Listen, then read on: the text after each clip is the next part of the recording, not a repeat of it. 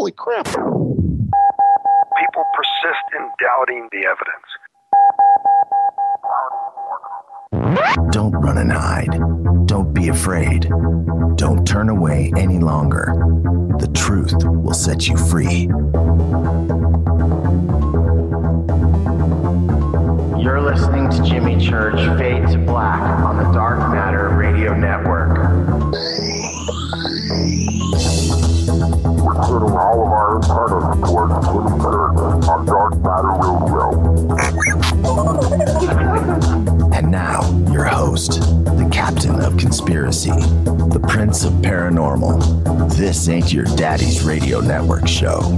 This is Jimmy Church, Fade to Black.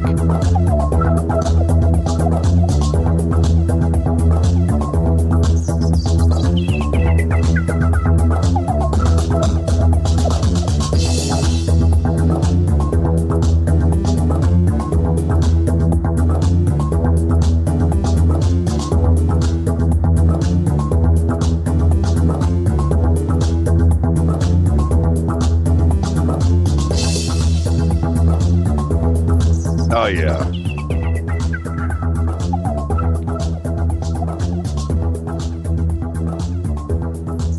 Had to get in that one last hit of Starbucks. How you doing? This is Fade to Black. Bespoke radio for the masses. Today's Monday, August 18th. 230 days into the new year. I think that's right. Live from the JP Motorsports Studios right here in Burbank, California. For KJCR and the Dark Matter Radio Network, I am your host, Jimmy Church. How is everybody doing? Welcome to everybody listening around the world, all across the United States, hither and thither, to and fro, back and forth, north and south, east and west, up and down, far and near. How you doing? Big salute to the proud men and women in uniform all around the world, fighting the good fight for us. Without them, there is no freedom of speech. I say it every night. There's always one email. Jimmy, what are you doing, man? Imperialist United States. It ain't about that, brother. It's not about that. The fact that you can write that email to me says it all, and you need to think about that. Today, you know, and I do this at the front of every show. You guys are used to it now. Today, so many cool birthdays today. There's always, you know, I'll pick out one out of 100 that stands out. Today, my goodness, I don't know what was going on 9 months before August 18th every year. But I think it was called winter. Today, actor, comedian, Andy Samberg, 36 years old.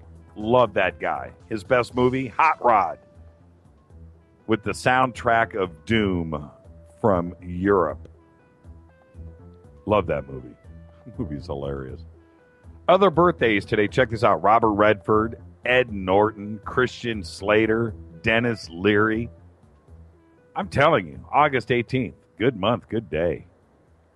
But my two guys, yeah, shows you where my mind is. Martin Mull, 71 years old. Probably, well, he was the host of probably the funniest television show ever, Fernwood Tonight.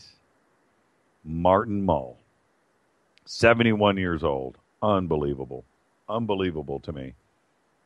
Still doing it, too. And singer, rapper, Everlast, 45 years old. I'm going to tell an Everlast story. Can I tell an Everlast story? I'm going to watch TweetDeck right now. Follow us on Twitter, by the way, at JChurchRadio. That's what you want to do. Come follow me, hang out, at JChurchRadio. Hashtag DMRadioNet. Come hang out in the sandbox. It's all good in the sandbox. It really is. At JChurchRadio. Hashtag DMRadioNet. Follow, like, subscribe. Facebook, YouTube, all that stuff. Should I tell an Everlast story? You know what? I'm going to do it anyway. Check this out. I used to have long hair. I used to have really long hair. And, but I cut it off. And when I cut it off, for some reason, I just looked like a cop. In the wrong neighborhood. In the wrong neighborhood, I might get shot. But,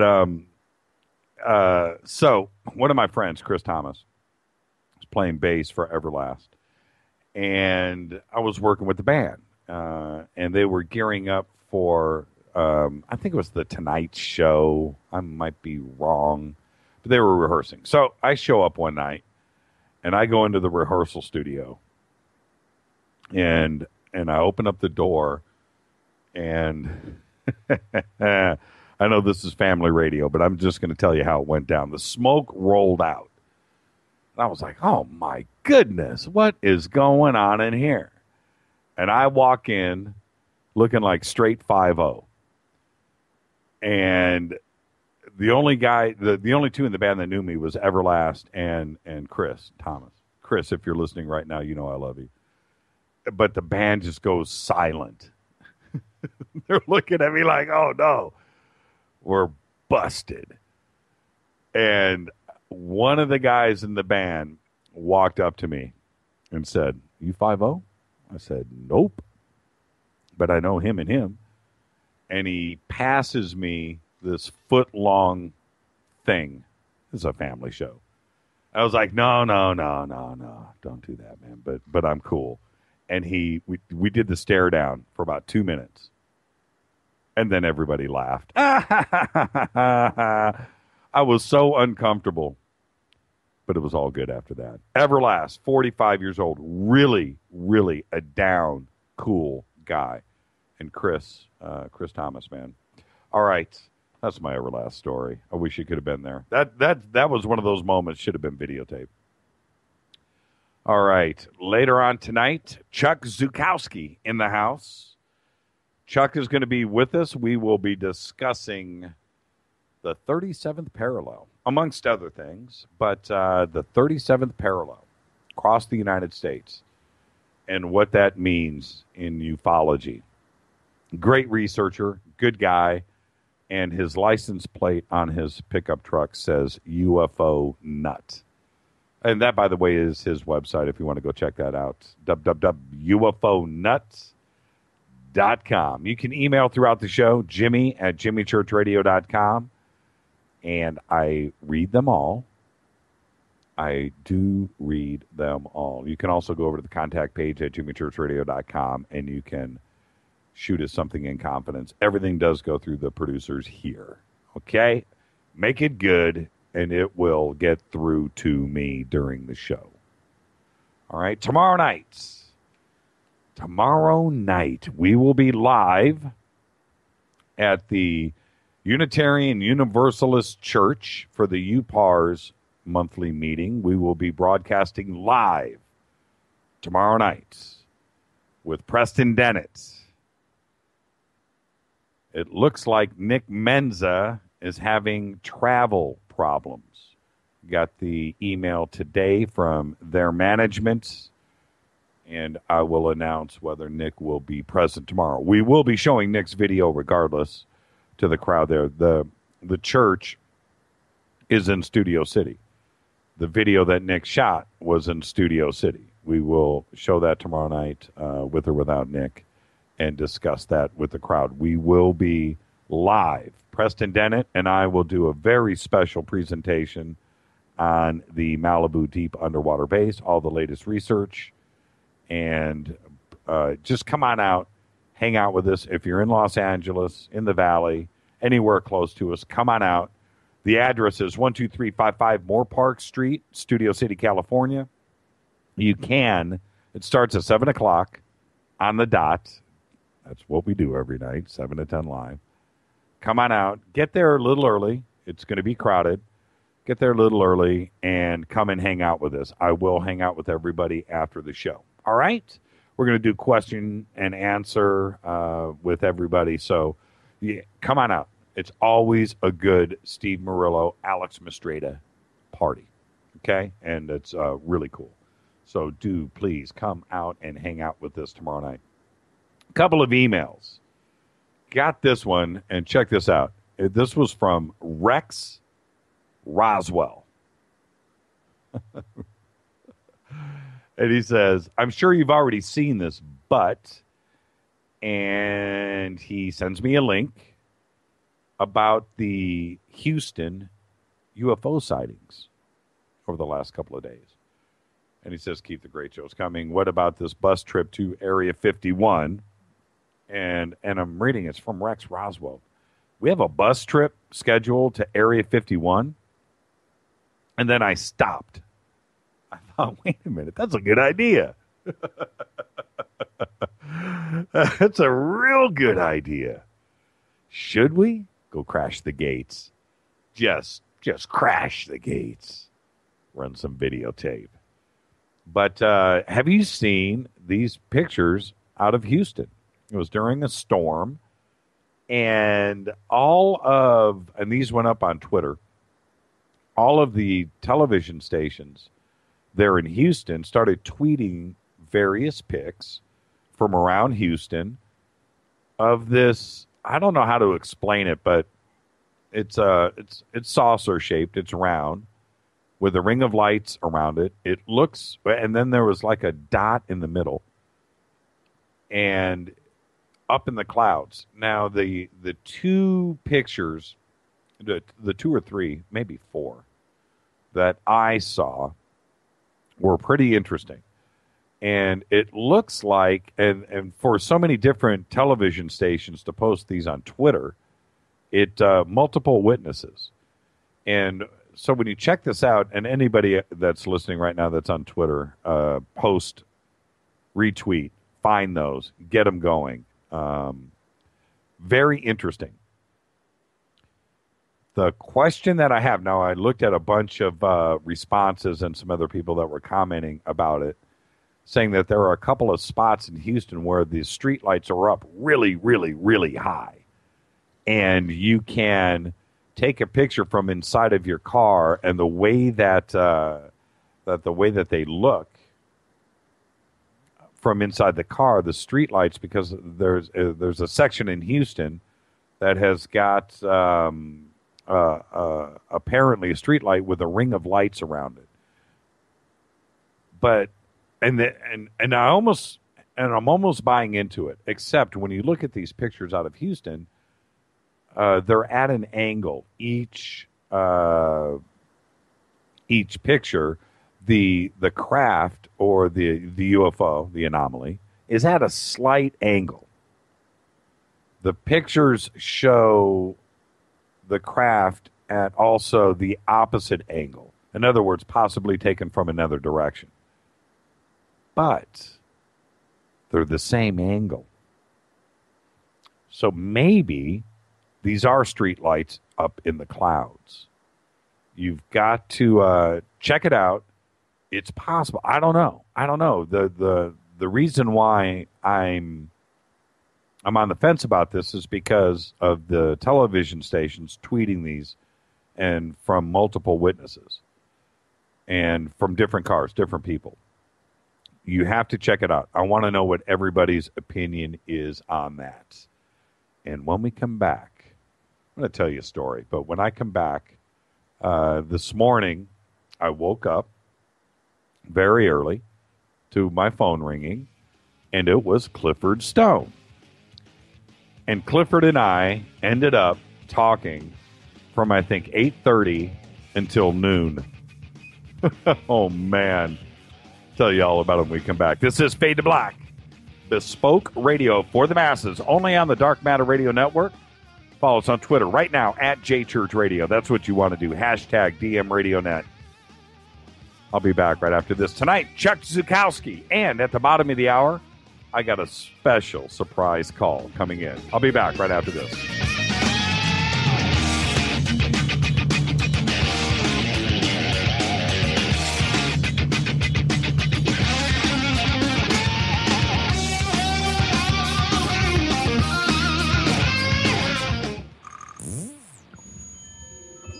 You're listening to Jimmy Church Fade to Black on the Dark Matter Radio Network. What's up, revolutionaries? It's me, Jimmy Church. Do you have an IRS or state tax issue?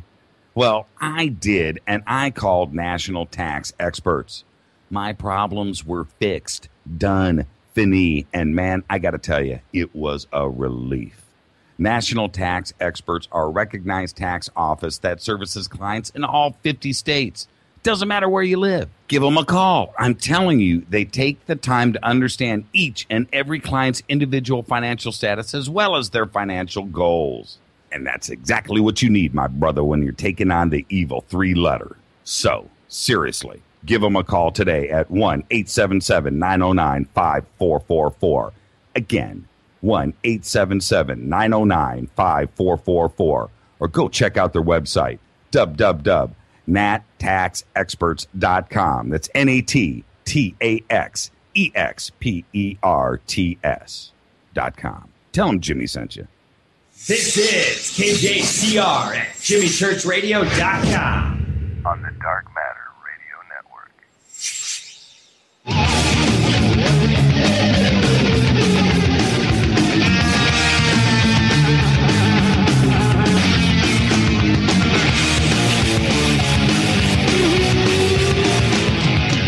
All right, everybody, welcome back. Yeah, just watching Twitter light up with this Houston UFO thing. Watching that video. Yeah, that's pretty trippy. That's pretty trippy. Go check it out. They're all up on Twitter right now. At JChurchRadio is what you want to do. At JChurchRadio. Hashtag DMRadioNet. We've got the videos posted.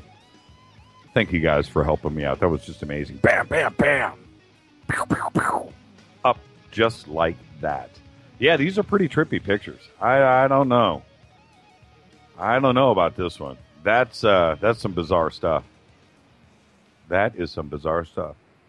All right. Oh, by the way, Kit Brown, kitty cat, Kit Brown. Thank you. Sent us a picture, or sent us a package today that had a really cool picture of contact in the desert framed up. Thank you, and a cactus with a cowboy hat. It's going to stand right here in the studio. Thank you for that, Kit Brown. You are amazing. Absolutely amazing. All right. Okay, a couple of things. All right. Today,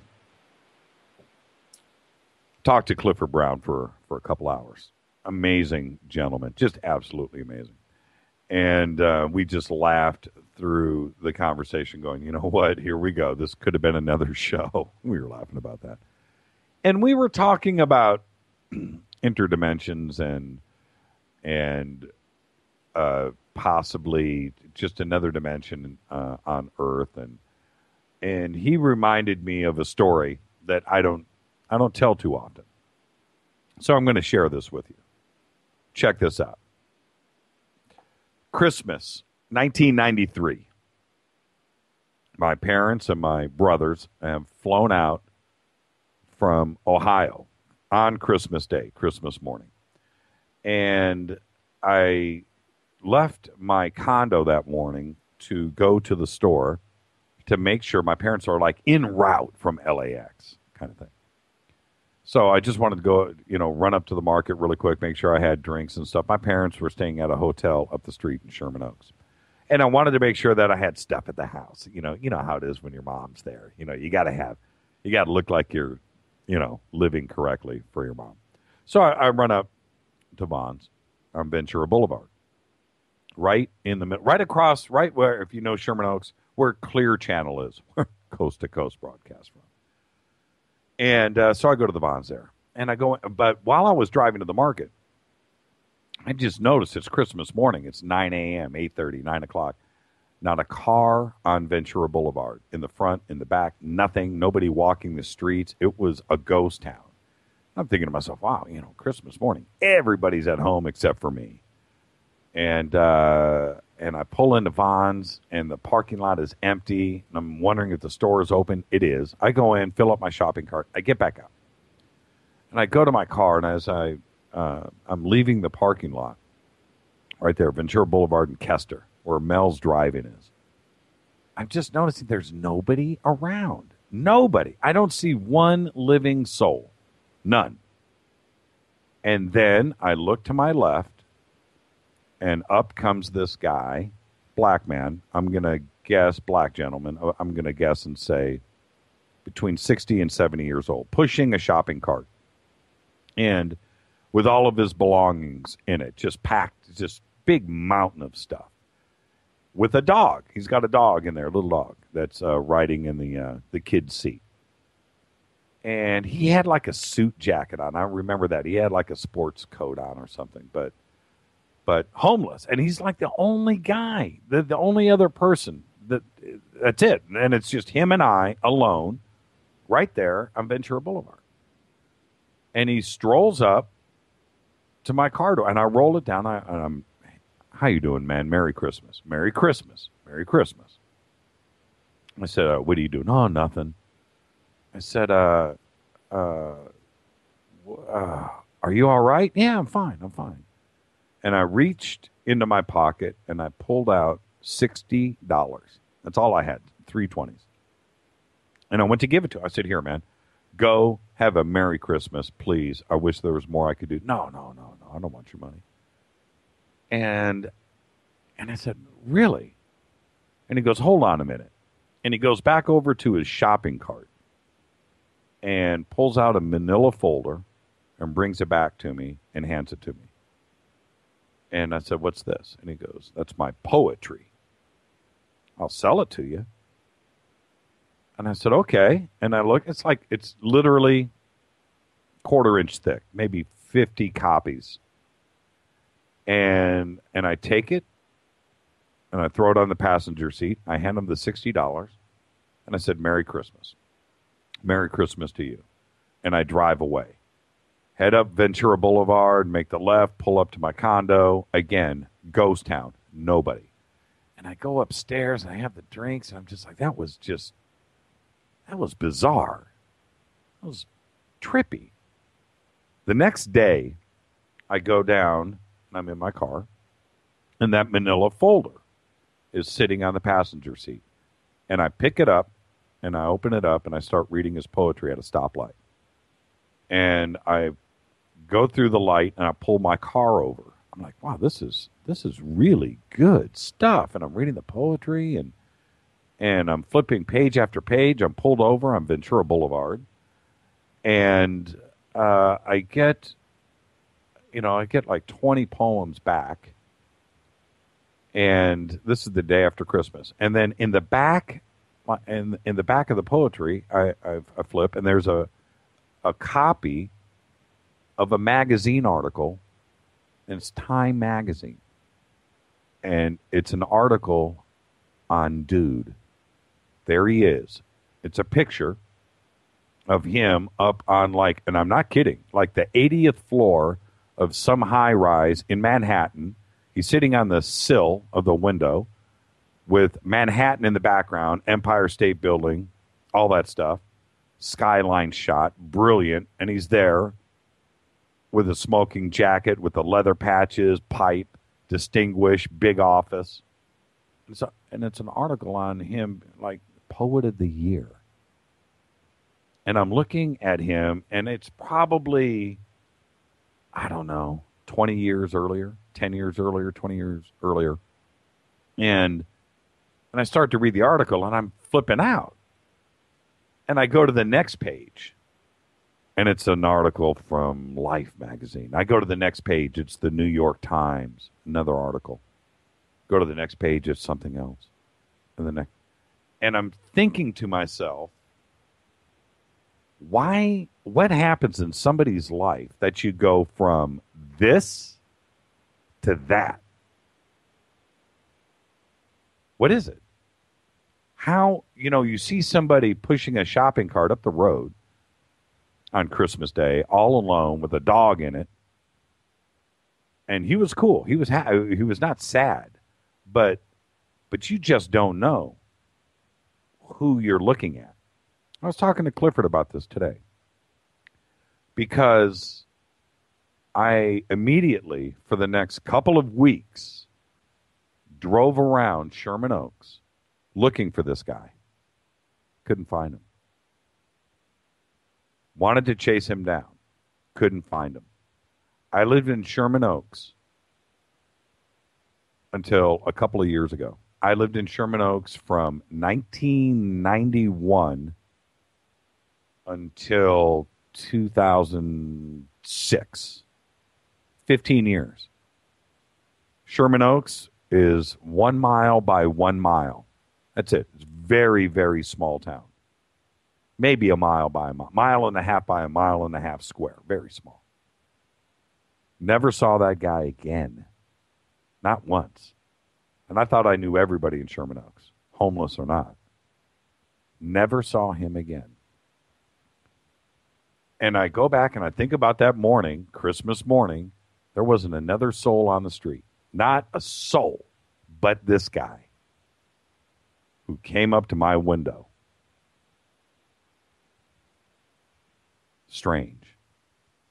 And I thought about that today, talking to Clifford. I haven't told that story. I probably told that story 5 times in my life because I always found it so strange that him and I were meant to meet for a reason. Don't know what the message is other than the stuff that's on the surface. You just don't know who you're going to meet. And always be kind. Always be kind. You know, people look at me all the time. Jimmy, you're such a putz. You know, it's about how you look at other people. You just don't know. And you don't know what has happened in this person's life to put him in that spot. Communicate, be thankful. It will always come back to you. If to the very slightest you just say, Merry Christmas, good morning, how are you? There you go. All right, so, and I was talking to Clifford today, and he had a very similar experience recently in Roswell. And that's what brought it up when we were just talking about and I had this real experience. It was a bizarre thing that happened, and I still can't explain it to this day. I still have the poetry, by the way. It's stashed downstairs. I've always kept it near and dear. Still have it. Still have the magazine articles. Maybe now that I've talked about it like this, I'll pull it up. I'll pull it up and we'll chase this guy down. So there you go. This is Fade to Black. Thought I'd share that. Always be kind. Always be kind. You just never know, do you? You don't.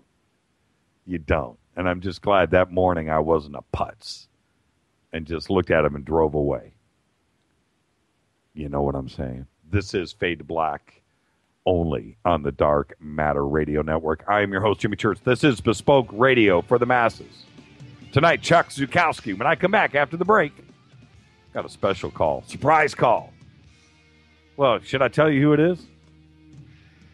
It's going to be Chad Meeks, the nephew of George Van Tassel. I'll be back right after this. Stay with us, everybody.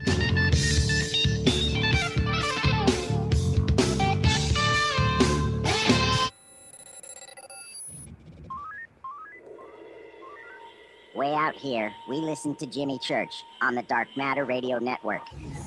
Dark Matter. Dark Matter. Dark Matter. Dark Matter. Dark Matter. You're listening to Fade to Black on the Dark Matter Radio Network. ¿Qué tal, mis amigos? Yo soy Mario Carson, el tiburón, y los invito para que escuchen a mi buen amigo Jimmy Church Radio. ¡Claro que sí! Oi, oi, I'm Reese Evans. You're listening to Jimmy Church. This is Revolution. The revolution will not be televised. The revolution is on radio. Ciao.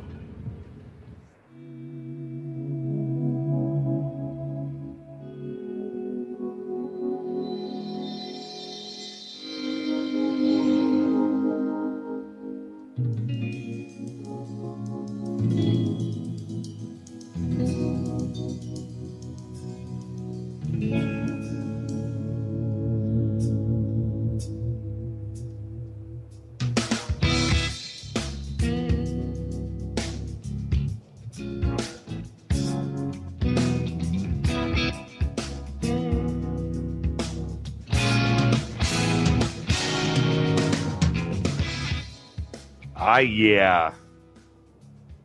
You never know, man. You never know who's walking down the street, man. Always be kind to strangers. You just never know. Could be you one day. Could be me. All right. Follow us on Twitter at JChurchRadio. Hashtag DMRadioNet. That wasn't meant to be a downer. It's such a cool story and a cool memory. But it was weird how there was just nobody on the streets. There was nobody. Now, if it wasn't Christmas morning, it was another morning was like that, it would even be more mysterious. But that's true story. Exactly how it went down. Before I bring on Chad, I'm going to do that in 2 seconds here. I heard today, Ancient Aliens did not get picked up for another season. Now, I'm just saying, I heard that today from some people in the industry. I'm not saying it's the end of the show. Maybe somebody else will pick it up, or maybe but I heard that today. I'm just saying, 7 seasons, maybe they just ran out of, I don't know. And then Giorgio's got his new show, so maybe that's, I don't know. But Ancient Aliens, could it be? Wow, I thought that show was going to go on till I was a member of AARP. A long time from now, in other words. All right, let's you know what? Let's just you know what? Without introducing Chad, let's just call him. Let's just call him out of the gate. See if he picks up. Chad Meeks is the nephew of George Van Tassel. Lived with him for a while too. So let's just see. Oh, good evening. Hey, Chad, are you there? I'm here. Ha ha! All right, so you're in. Chad has by the way, Chad C. Meek, everybody, is the nephew of George Van Tassel. And before we get into all of that, Chad, everybody, all of the listeners out there, all of the fans of the show know that I've been speaking of George probably, if not daily, certainly weekly for the last year. And so before we get into that, I just want to tell everybody, Chad is talking to us from Mexico, and I can just picture him on his ranch in a big tiled Mexican-styled villa that is big with just echoey all over the place. So say hi to everybody, Chad. Yeah, hi with the big echo. And I tell you, there's nowhere I can stand in this place without the echo. So all apologies. I've got to come down there one day or one weekend. Rita and I come down and hang out at the ranch. It sounds really good. Do you have surfboards and the whole shot? We got whatever you want. Do you want to ride horses? We got horses. Right on. You want to scuba? We can scuba right out. We want to climb down the stairs? We've got snorkeling stuff. Definitely come down tomorrow. Man, you live the life, my friend. You live the life. How now? When you say you're on the water, what does that mean? How close? That means that I'm overlooking the water. There's nothing in between me and the water. We're on a cliff. Oh, man. Yeah. And so we overlook the Ensenada Bay. We have one of the most beautiful, majestic. It's actually next door to a now defunct Tiger Woods golf course. Oh, that's the one that he was trying. That's right. He was trying to sell all that property, the multi-million-dollar houses, and it didn't work. It didn't work. Yeah, I heard about that a few years ago. Yeah. So really quick, you're going to be on the show with us next Monday, and I wanted you to come on today and just say hi to everybody and prep for the show next week. And which I don't do too much shameless self-promotion on the show, but I think promoting what you and I have planned for next Monday is something that we should do, and George deserves it. And I speak about George all the time, and I'm so glad that you have put together this film that you're working on now. And what is it actually called? Just Giant Rock? It's called Giant Rock, the movie. And it pretty much symbolizes, takes everyone from the Frank Kreitzer time period, 1930, all the way through to George's untimely death in 1978.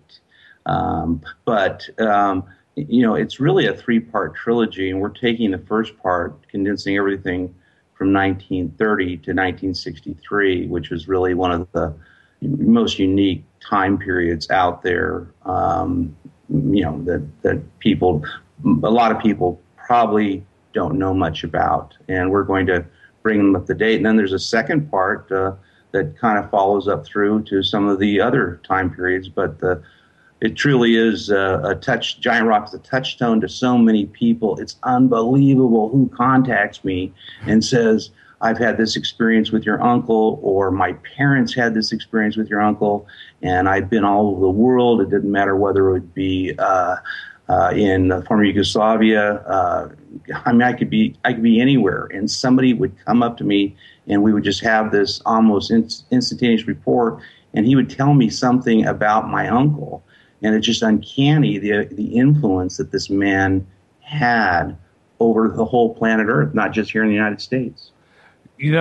When I think that with each generation that has passed in ufology, you have a real strange thing that occurs.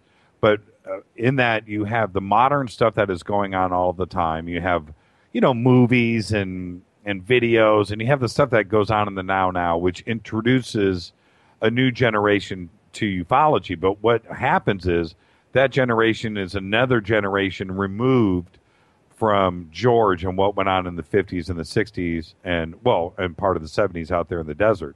And so unless you are a true student of the genre, you probably don't know about George and a whole host of other guys too, as well, and women.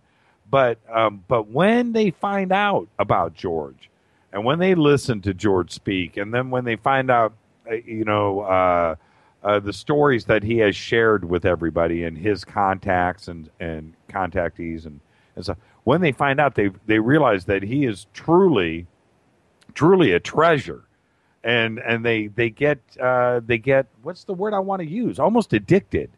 You want to find out more and more about George Van Tassel. And are you having the same experience with everybody that you introduced to George? Well, the interesting thing about it is it's just all pent up. It's latent, and a lot of his stuff has been out in the public domain, I think, since the internet began. I mean, just the stuff has been there, and it's funny, the experts, the lay people as far as around this, I'm always amazed at the volume of information that they have. So there's this kind of almost this pent-up demand for this information. I feel somewhat honored to basically present some of this. Not only do I have my own personal stories as far as with George and my own just being out in the place, because the man had the ability to channel every space entity in the universe out to this little microcosm called Giant Rock.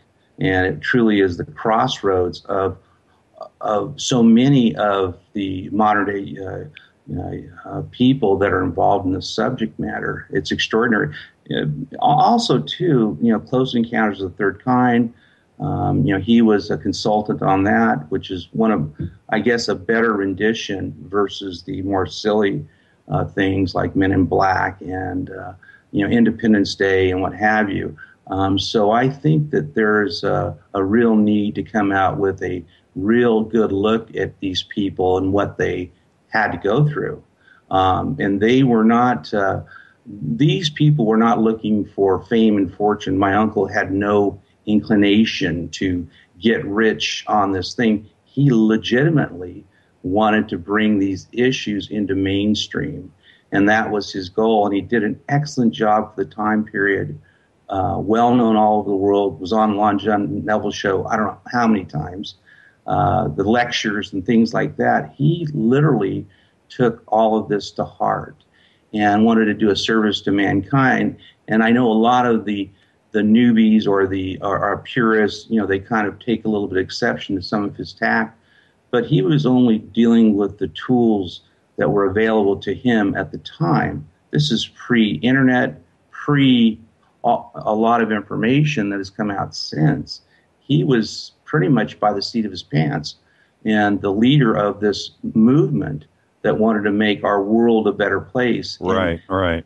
Yeah, and the things that he said then, and it's interesting, are more prevalent and more current today. Well, you and I were talking about that last night, and it's so fascinating to hear.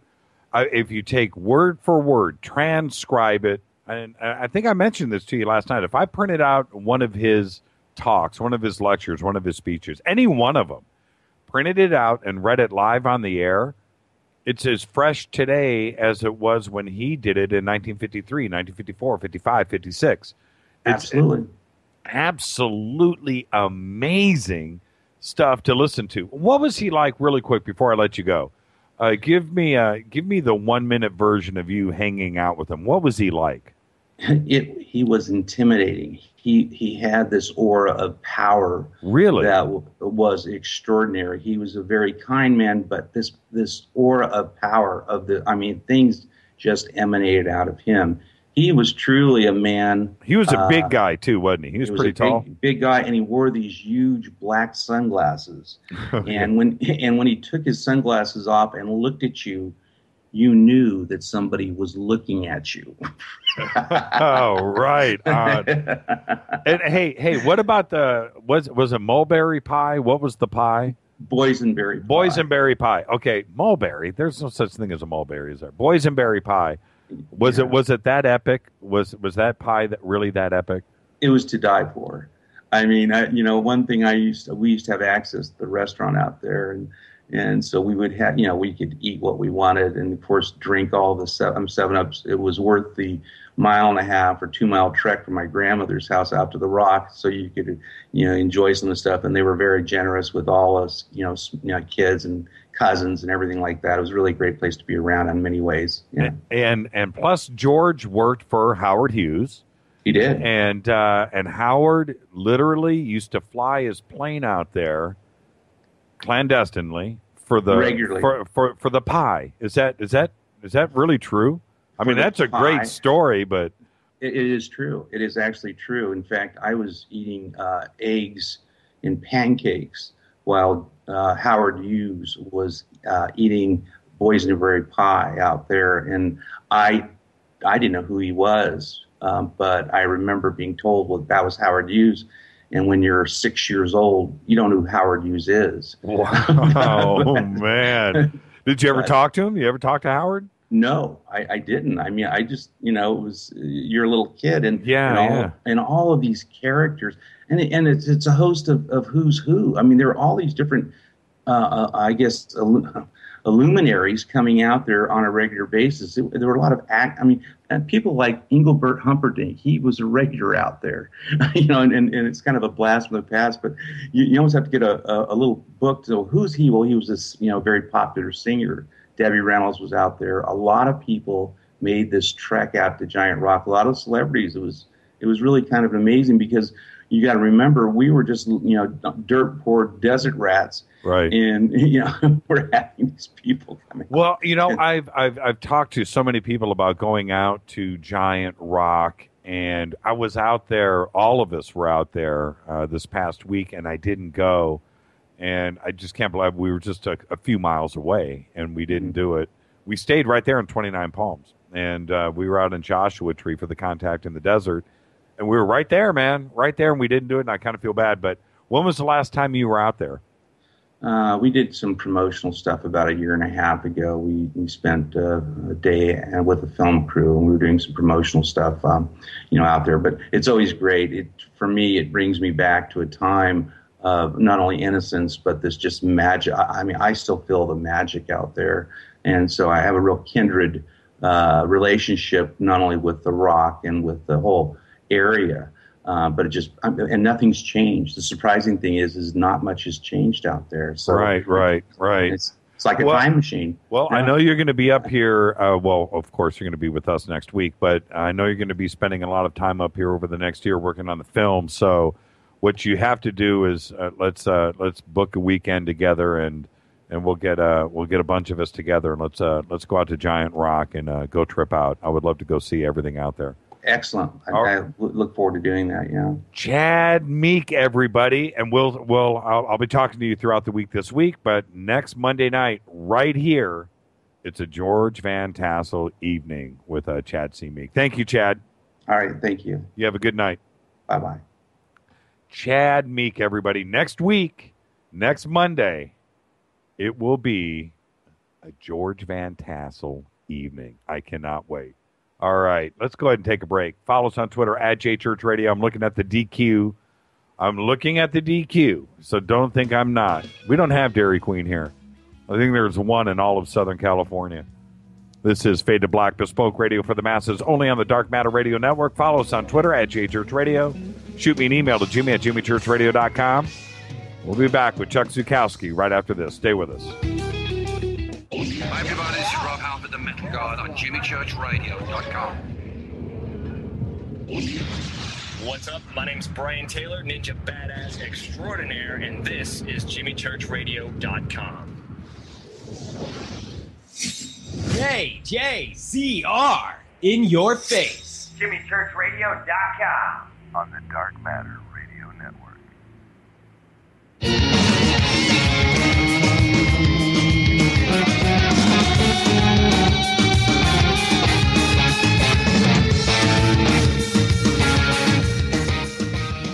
All right, everybody, welcome back. Fade to Black. I'm your host, Jimmy Church, only on the Dark Matter Radio Network. Chad C. Meeks. That's what I'm talking about. Meek, Chad C. Meek. Next week, it will be George Van Tassel Monday. Really looking forward to that. And so now, you know what? Let's get this one cracking. I hope everybody is ready. Chuck Zukowski is a principal IC mass design engineering consultant with his company, Zukowski Consulting. He has over 28 years of graphic mixed signal microchip design and is a former reserve deputy sheriff with the El Paso County Sheriff's Department in Colorado. His education includes an associate's degree, a bachelor's degree, a certification in electronic engineering, and a POST, which is law enforcement certification. For the past 30 years, Chuck has been researching and investigating the UFO paranormal phenomenon. As a field investigator, he's appeared on radio and television shows discussing his investigations. Chuck approaches every investigation from a skeptical point of view, looking for any known possibility before claiming otherwise. He also implements a new, innovative field experiments from time to time to enhance his investigations, looking for new evidence. Currently, he holds the title Deputy Director of Animal Mutilation Investigations for MUFON International. Chuck hosts the website UFONut.com. I was talking about that at the beginning of the show, giving it that name after being ridiculed as a nut when he first started venturing into this field. His website displays various types of information on the UFO paranormal field, which it also includes personal blogs about his research and investigations.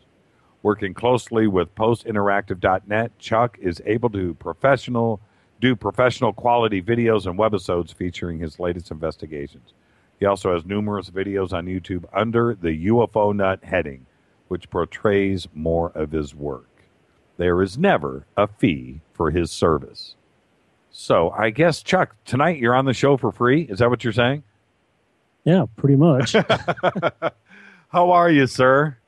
Oh, doing really good out here in sunny Colorado.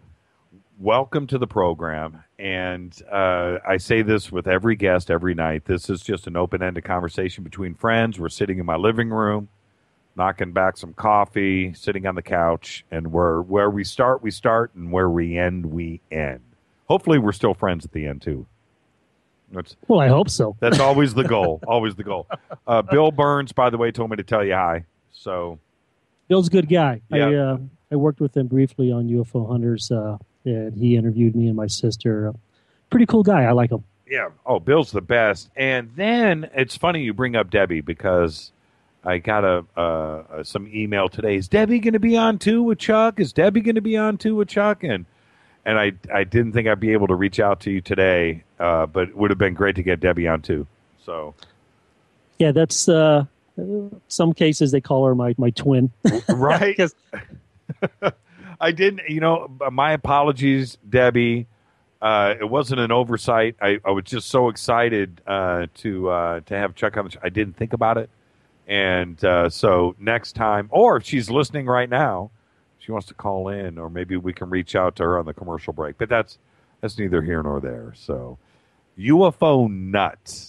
I told you today, or maybe it was yesterday, but I saw your license plate on your truck, UFO Nut.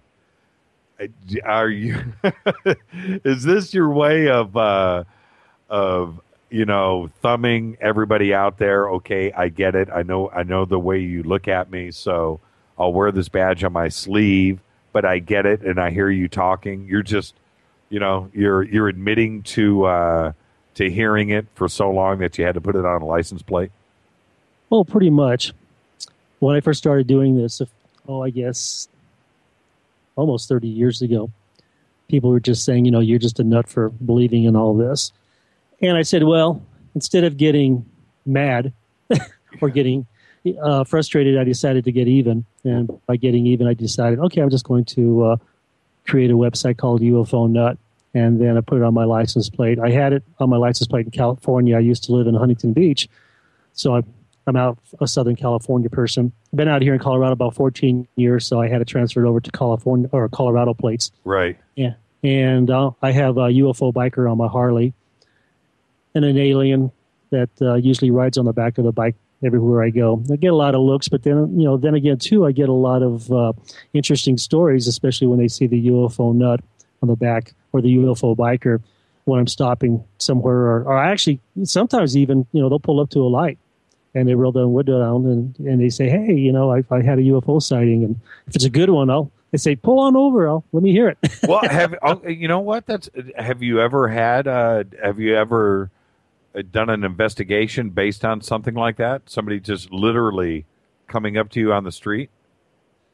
Yeah, actually one time. And it has to do with the Ute Valley rock face.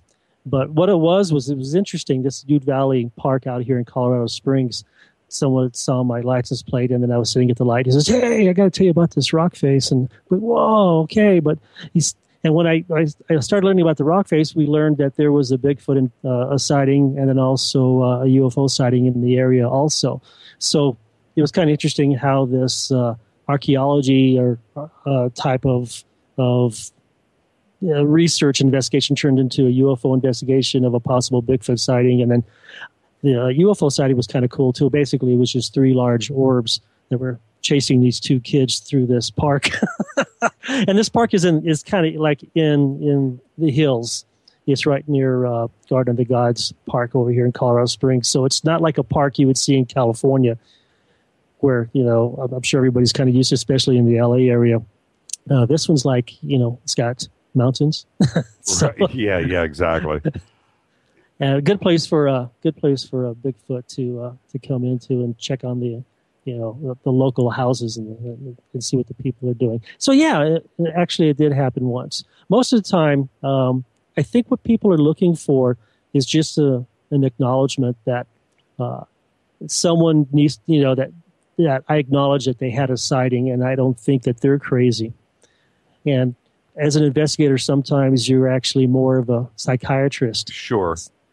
You're just listening to their stories. But so after a couple of years, I decided, okay, UFO Nut. I went ahead and got the website, and I decided to create an acronym for it. So now it's Unconventional Flying Objects, Non-Human Unidentifiable Technologies. So UFO Nut became abbreviated. And then it's also, I'm still a nut. People still call me that, so I don't have a problem.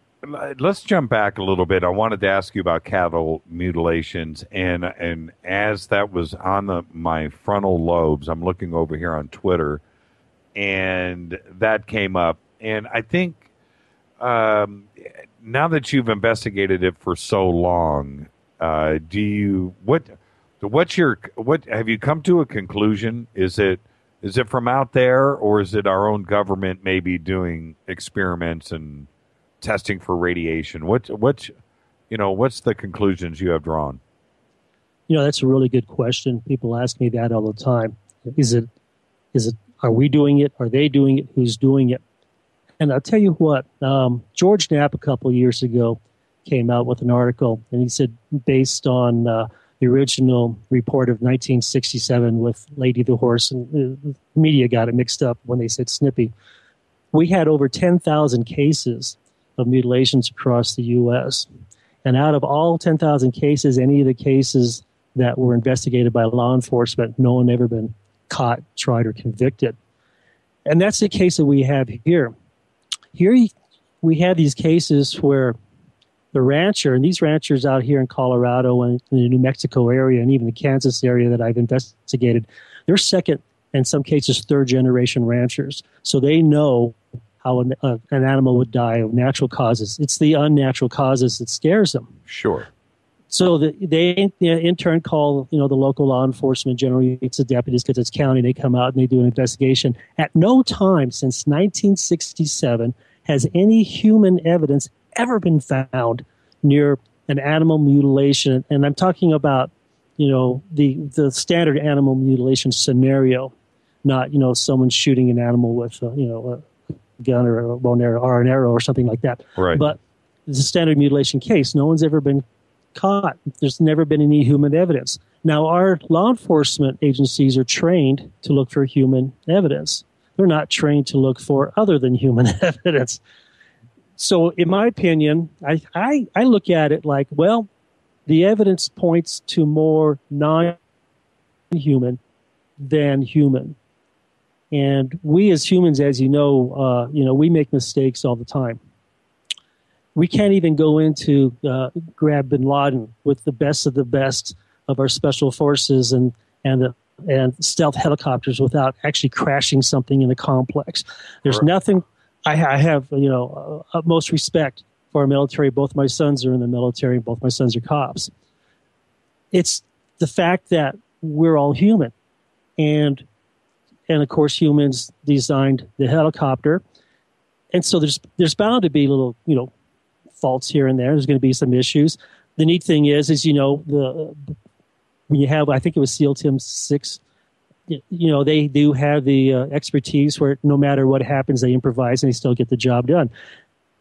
The issue is we had an incident and we left evidence. So you think since 1967 that if it was human involved, if it was, in some cases you hear people say, well, it's government, it's this elite special forces group that's doing it. They're all human. Somebody would have made a mistake. Somebody would have left some evidence, and we've never seen that. So what's your conclusion? My conclusion is, all that's great. I hear you, and you're absolutely right. Nobody's been busted. I'm with you that. No, we haven't had, if it was us with our own helicopters picking up we would have dropped, or a helicopter would have crashed somewhere. Somebody would have left footprints. There would have been some human interaction. You guys are investigating a crime scene. I understand all of that. But what's your conclusion, Chuck? My evidence points towards something taking the animal from the sky and putting it back in the general, area, not necessarily in the same area, without leaving a trace. In a lot of cases, I've done soil sample analysis and other things, and it's just really interesting. But based on, let's say I'm a paranormal detective, and I've been called that too. If a detective was going to investigate a homicide, they would kind of look for the type of evidence to make an assumption. And my assumption would be that it's not human. Now, I can't rule out a predator that we're not aware of, meaning, something that's terrestrial. Mm-hmm. But that predator would have to be highly intelligent and use scientific tools and all kinds of nifty things.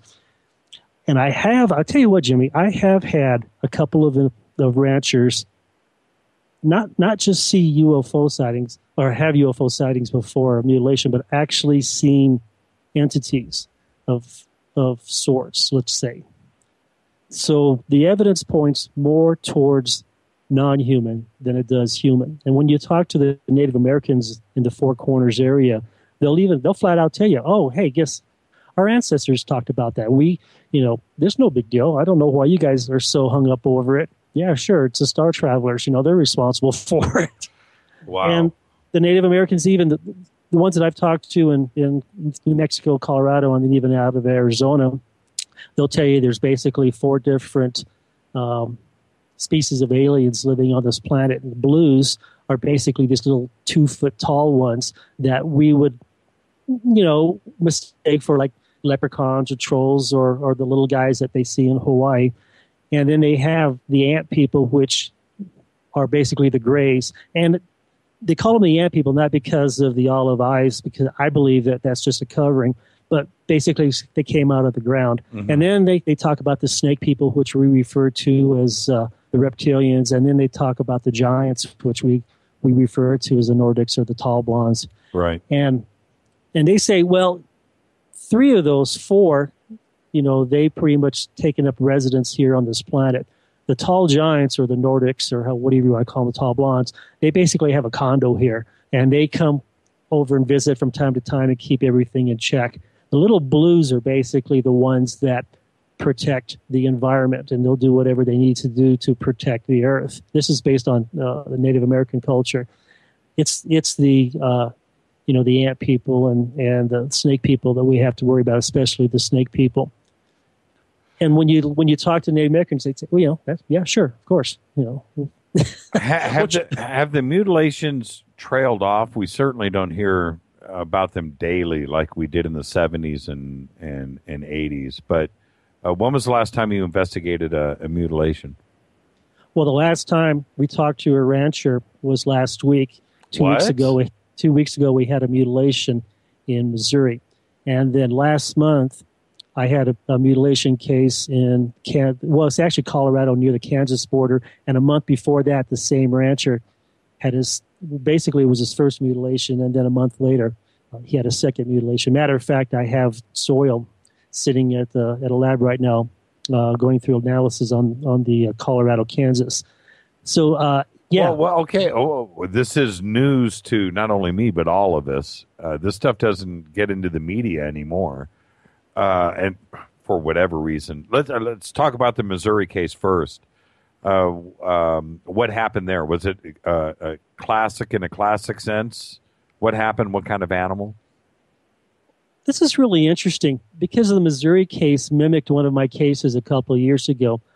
Back in 2009, further back than a couple of years ago, but only because it happened periodically. Back in 2009 was my first case where there was a calf, about a 5-day-old calf, and the calf was just completely, I wouldn't say mutilated, but just destroyed with no evidence of how it was done. And then later on couple of years back, we had a case where the animal was laying, now check this out, the animal was laying there, head, skeleton, everything, just laying there completely clean. This is a 5-day-old calf. And right beside it was the hide, all laid out, laying beside it. And that's how the rancher saw it. Now, the rancher had seen the calf. Wait. So whoa. The skin, the hide is sitting next to the skeleton? And is the skeleton still in one piece? Am I picturing this correctly? Yeah, picture if you will. I'm an animal Pretty lover. much, yeah. I'm an animal lover. It just messes with my head. But okay, absolutely. The animal was laying there. Just picture the head, and the head was completely intact. Nothing wrong with it. No blood stains. Nothing on the hide of the head. Okay, and the tongue was cut out. Then the head was connected to the spinal column, and the legs were attached, except the legs had hide on them too, and there was no blood on the legs. But everything was gone in between. The hide was missing. There was no organs. There was absolutely nothing. Then when you get to the end of the animal, basically you just had the legs come out from the back end. And laying beside it was the hide. Now, the hide itself, when the rancher found this, and he saved it for me at the time because I happened to be contracting in San Diego last year, or the year before that too, and he laid the hide out to look at it, and there were opposing holes in the hide by the front legs and then by the hind legs. There were two opposing holes.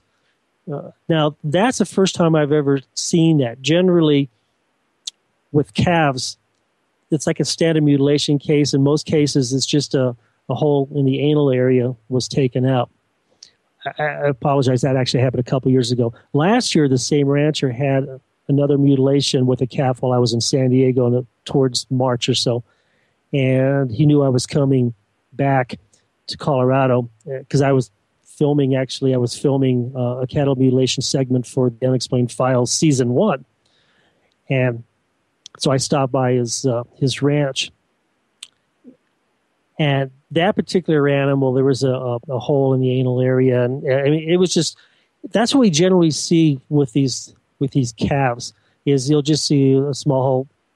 And the second time that happened, I was here in Colorado. I was there within 24 hours.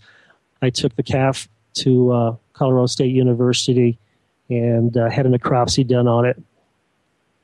And that was really interesting what the vet doctor told me there. I'm still digesting the Missouri visual, but how do you deal? I mean, it's got to be. Do you become numb to it? How do you desensitize yourself from walking, because you don't know what you're about to see as you walk up, but then you do see it? How do you deal with it? I don't know if I could go back for a second investigation if I saw that in Missouri. You know, it's interesting. I've never really had an issue with blood. I don't know why, but even with, because I was a volunteer deputy for 8 years, I've had to guard homicide areas and basically guard a dead body. And in a few cases, I would be, I would show up where someone had committed suicide, or go to the morgue, back and forth. So you become, I'm not going to say you become desensitized. You don't really, but enough times doing animal mutilations, it's become more of a, well, you know what, this is kind of a job I need to do. At the very first time, it kind of affected me because when I was taking samples of this calf, but he was more than 5 days old. I think he was about 6 months old. I was kind of stroking his head a little bit and apologizing for cutting into him and taking samples. And I was kind of talking to him. And yeah, he's been dead for 24 hours. But that was just a way for me to kind of just come to terms and get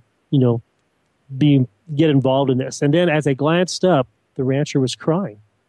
And I thought, well, this rancher raises these animals to slaughter. I mean, Right, of course. But then the more I worked with these cases and the more I worked with these ranchers, I realized that they have a bond to these animals. And even though, after 4 or 5 years or whatever, they take them to, they don't really take them to a slaughterhouse. They auction them off. So they don't actually take them to a slaughterhouse. They just take them to auction. So maybe, they've never, it's never gone that far. I'm sure it would be different. But the ranchers, it's a business with them also. But I learned real quick that they're very emotional with their animals, especially out here in Colorado, where, basically they would shoot you if they caught you doing anything like this to their animal. So I had these cases with these mutilations, and I strayed for a little bit just because all of a sudden I started thinking about all these calves and all the different scenarios. The calf that had the hole in the back that I took to, in the anal area that I took to Colorado State University, when I talked to the vet about it, I said, well, let me know what you think, and we talked about it over the phone. He said it appears that all the internal organs were pulled out of the anal area, and he'd never seen that before in all his years of doing necropsies on cows. And then the tongue was cut out, and he'd never seen that before either. Now, of course, there was no blood inside. The heart was collapsed, so it appeared that may have been bled out, but, he couldn't tell you that for sure. He just tells you, basically, this is what the cow's missing. Doesn't know why. Right. And basically, it has no blood. Now, when you get involved in the larger animals, you're looking at 4.5 gallons of blood that's supposed to be there that it's not. Well, going back to the Missouri case that just happened, when I found out about the Missouri case, I started to research it more. Debbie turned me onto that one a couple weeks back.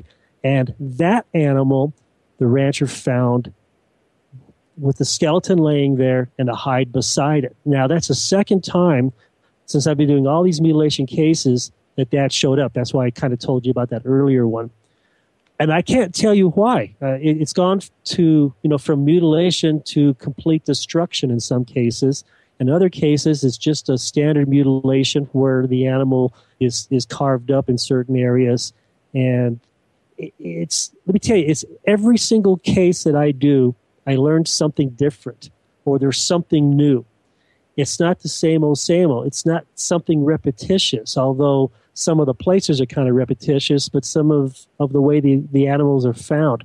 I got a new theory, too, and I know, I talked about this a couple times with some other people, but, your show is far greater because you have a greater audience and a lot better audience, too, in my opinion.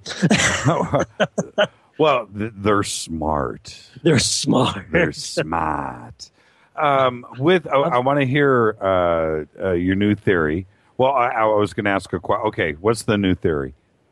You know how if you've done any research on animal mutilations, in some cases the investigators will say the animal was dropped. Right.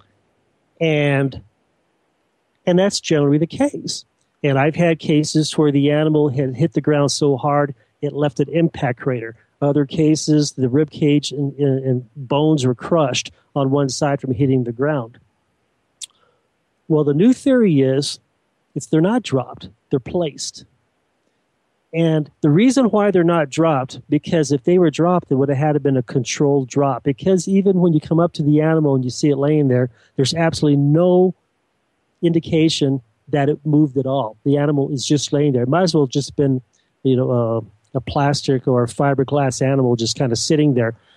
No marks in the ground from it ever struggling, nothing. It's just laying there. No hoof prints. No, nothing. It's just laying there, just as if, remember back in the, I'm probably dating myself, back in the Laugh-In days where the guy on the tricycle just kind of falls over. Right. I don't know if you ever remember that or not, yeah, but anyway, right. It's basically that's what it like. It's like the animal just kind of fell right over and left, and it didn't struggle, didn't do anything. That's what an actual mutilation case is when you see an animal and there's no signs of struggle, there's no signs of a predator takedown. So now you have this animal laying there, and I've seen them in different conditions where bones are broken and they're in like an impact type of crater scenario.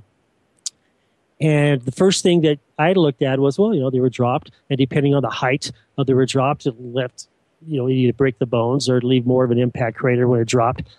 And then it dawned on me that when something falls, it still bounces. And as a deputy years ago, I worked a case where two pilots were killed in an air crash. Basically, it was a twin prop Cessna. And it just dropped straight out of the sky, straight down. And when it hit the ground, it bounced a little bit. And I started thinking about that. I said, well, if something was dropped, regardless of the height, it would still kind of move. It would still bounce a little bit because the animal is still movable. In some cases, when you get to it in time, you could still kind of move the limbs a bit. It's not, rigor mortis hasn't set it enough where it's really stiff. So, and this is where you were asking me earlier, do I think it's alien or do I think it's human? And I point less away from the human and more towards something else. And the reason for that, and I really can't say alien unless I actually know for a fact that I've seen it or I have. And I wouldn't be a good investigator if I just came out and said, oh, yeah, it's alien. Right. Because what happens as an investigator, you can become biased. And I'm not a skeptic, but I address my investigations as a skeptic because if you address your investigations as already being biased, and any good detective, law enforcement detective would tell you, if you walk in and just say, oh, I know what happened here, I don't even have to, write anything down. Well, that's biased, and there's some valuable evidence that you would miss. So you look at it differently. So in the case with the cow dropping, we knew that there's some type of force, there's some type of energy that's dropping these things. And what I think now, it's almost like, I hate to say tractor beam, but some type of energy that controls the animal. And what it does, it's just basically placing them back on the ground. Now, maybe due to the energy or the intensity of the energy of whatever technology they're using to place the animal there, it may cause a crater or it may not. Or maybe if they're placing an animal at a higher altitude or elevation, let's say, you would see an impact crater or you would see broken bones. In some cases, the animal's just laying there. But I don't think they're dropped. I think they're placed. Just think of an imaginary hand just putting them back on the ground. Interesting. Have you ever, this just came in, this email with this question. Have you ever made a correlation or a connection between mutilations and possible human mutilations too as well? Or is it only with cattle? Have you ever found another case? This email refers to the Dyatlov Pass incident, where that was a 8-9 deaths that were involved there in a crazy way. We still don't know how it happened. Have you ever made a connection between a possible human death? The problem with human deaths, especially out here in the U.S. and Canada, any type of a free country, is they are homicides. And other than an animal, it's really, really hard to investigate something like that because it's all hearsay. I mean, I have heard of a story of a possible mutilation in Tennessee. I've heard of a story of a possible mutilation in Canada.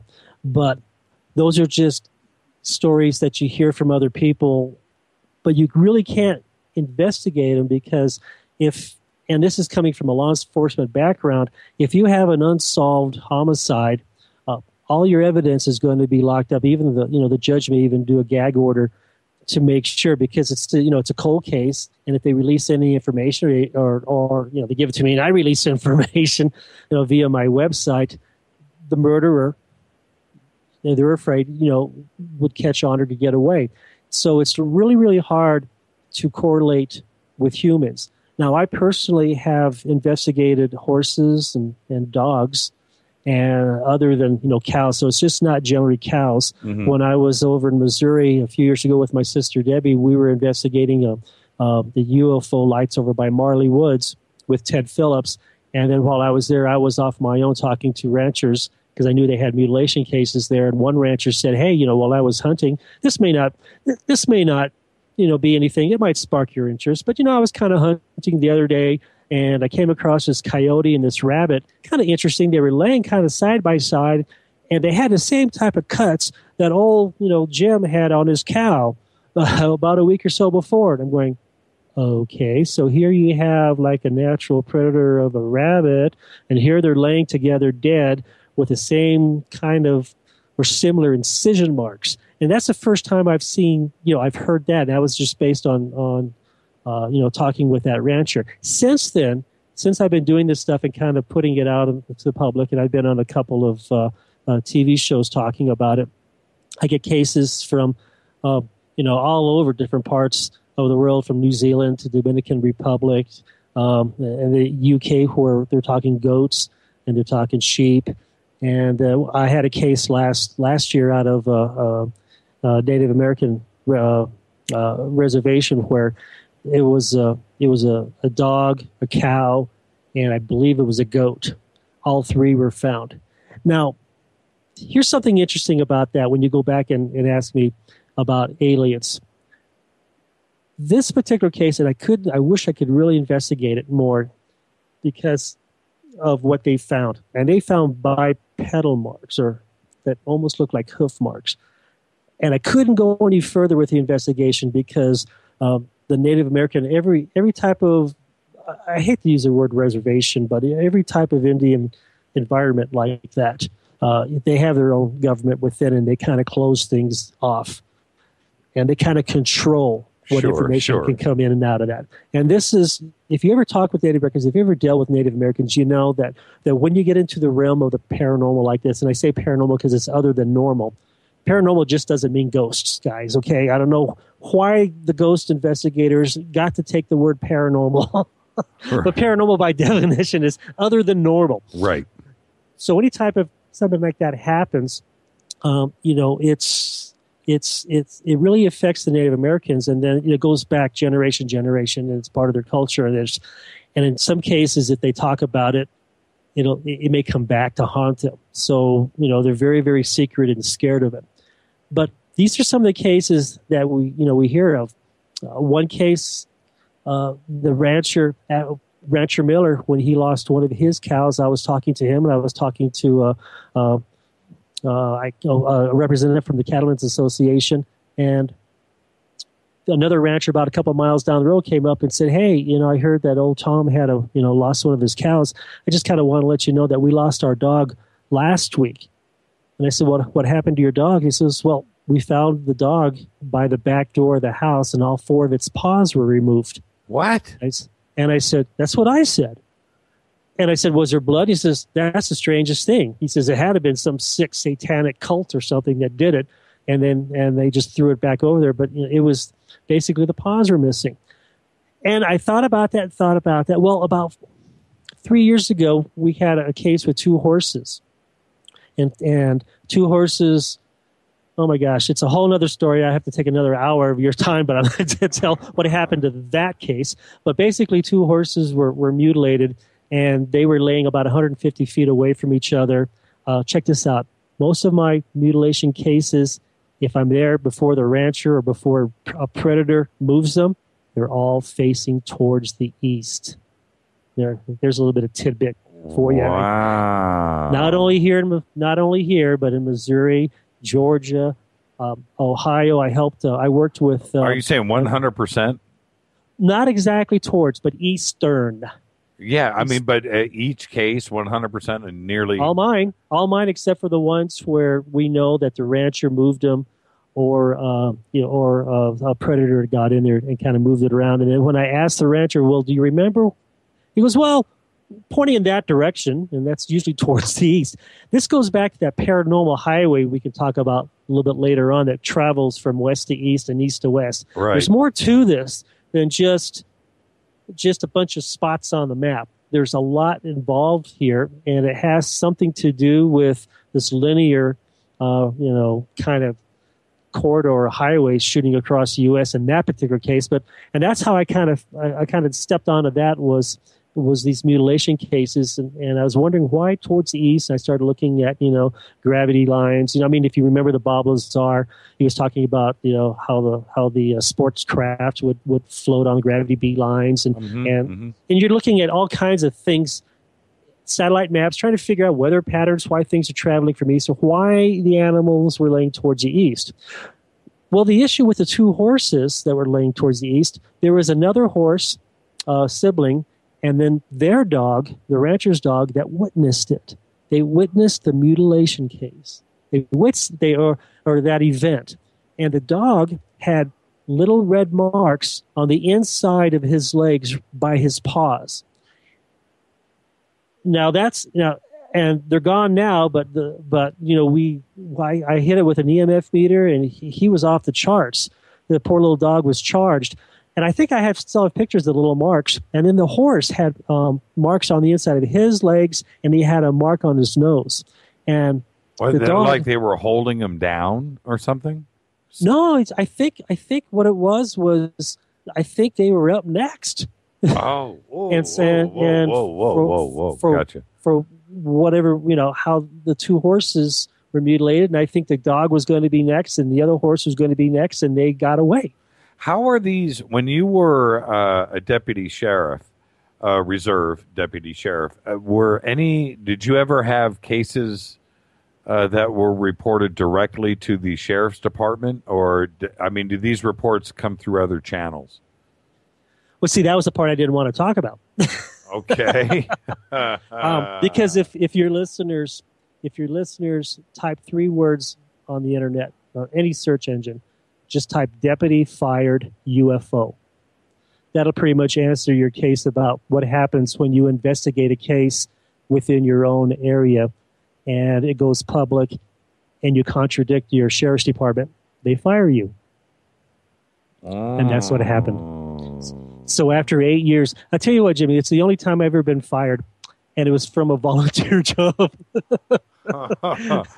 So I mean, that's a paradox, isn't it? It is a paradox. I mean, I'm not going to fight it. I mean, it's not like you lose pension or you're not losing any wages or anything. Now, since then, I thought maybe it might have been something that I did wrong. At that time, basically, I thought, okay, maybe it was something that I did. Maybe I overstepped my boundaries somewhere. But basically, what I was doing was I was standing up for what I thought needed to be stood up for. I wasn't going to not release information. I was not going to, I wasn't going to, and I don't hate people that say, let the man tell you. No, that's not the case. I mean, that was my manager, right, basically right. that I contradicted. As it turns out, the sheriff's department actually contradicted themselves when I pulled the case report about the 2 horses. And this was the 2 horses. By definition, animal mutilations is cruelty to animals, by definition. The problem is we don't know who is doing the cruelty to animals. But cruelty to animals in the state of Colorado can be a felony, okay? It's a misdemeanor, but depending on how, if you do it multiple times or depending on how, traumatic it is, you can become a felon over it when you're tried and convicted. Yeah, talk to Michael Vick. Exactly. Yeah. And so now you have these 2 horses, and I investigated them, and then deputies came in and investigated it, and it made the news. And some, I don't even remember her name anymore, but some a-hole of a journalist decided to play me against my own department. And when that aired, I was terminated. And not only at that, but there was a couple of other things too. There was other things too that they were just concerned about me being an investigator and also being with the department. And so I didn't really push it too far when that happened. But and I totally respect the department. It's a great department. I learned a lot. And so, I mean, if I didn't totally respect the department, I was with my 2 sons wouldn't be deputies there. I would have said, "Oh, are you kidding me? Don't do that." Well, it's a good department. The problem is some departments are open to this and some aren't, and I learned that since then. And that's my question. So, how did they deal with UFO sightings that would come in? And what if they were, multiple phone calls coming in? They wouldn't investigate, or they didn't take it serious? I think they would take it serious, and they would investigate it and just say, okay, well, the case with me, the case report actually says animal cruelty. That's what the 2 deputies that went out there to look at the case that I was involved with. And I came out and said animal mutilation, by definition, that is animal cruelty. When the PR department for the department came out, publicly on record said that it was a predator. Now, by definition, a predator cannot commit animal cruelty. So the department gave out misinformation. Right. I actually agreed with the deputies on a basis that it is animal cruelty. But how about a UFO call? How did they deal with that?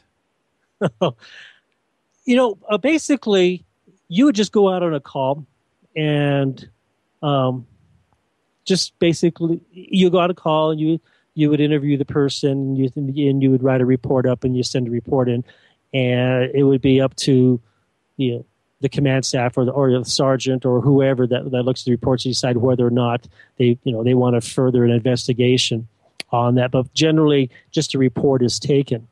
And that's what UFO investigators look for. We look for just the reports that were taken, so then we can go in and supplement that. And I'll be honest, I mean, I even offered to teach training classes in the department. But like I said, some departments, just like some companies, the CEOs just decide to run them differently than other ones. And since then, I learned that in Los Animas County, Colorado, near Trinidad, that the sheriff down there is totally open to this and has no problem with it. Matter of fact, former Sheriff Lou Gerardo, I interviewed last year for the Unexplained Files, and he had his own UFO sighting there. And 30 years of being in law enforcement out there, from the very first time he investigated a mutilation case to the very last one he investigated before he retired, he never got any closer. He never learned anything other than he never found any evidence that would tell him, what happened, how this happened.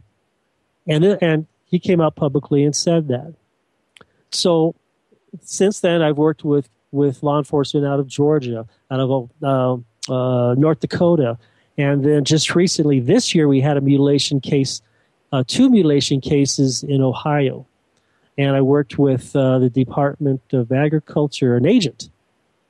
Talked with him. He wouldn't give me the information. He wouldn't give me the rancher's information because it was a case and they were working on it. And it's proprietary. Like, how we're talking about homicides where you don't get good information. Well, this particular case, it wasn't a human death, but because enforcement was involved, that they still put that kind of cushion between them and the witness. And it wouldn't let me talk to the witness, but talking to the agent themselves that was investigating it, they had no clue. And what I do is when this happens, I send them everything I've got. I send them any information they want to know. I send them, basically what type of tools I use, what type of investigation procedures, I follow, and basically that's what I took and wrote the animal mutilation field training guide for MUFON. And I wrote that last year and then presented at last year's symposium during a training class. So that's the same information I give out to anybody, any law enforcement person or anybody that's with, Cattleman Association or whoever. Anytime, they run across these cases. I had, it's sad, but I had a case that I was talking about, the North Dakota case. I think that was about 2 years ago, where I had an undersheriff call me and said, hey, we had a mutilation out here, but we're pretty sure Billy Bob was responsible for it and blah, blah, blah, blah, blah. But I just wanted to learn a little bit more about it. And I said, okay. And I said, if it's an actual mutilation case. Oh, I've lost Chuck. I don't know if I am still live. Wow, that's interesting. Okay, let's take a break with that, and I will try to raise Chuck right when we come back. I don't know if everybody just heard that live, but that was an interesting interruption of things. This is Fade to Black, only on the Dark Matter Radio Network. Bespoke radio for the masses. I'm your host, Jimmy Church. Let me figure this out. I'll be back right after this. Stay with us.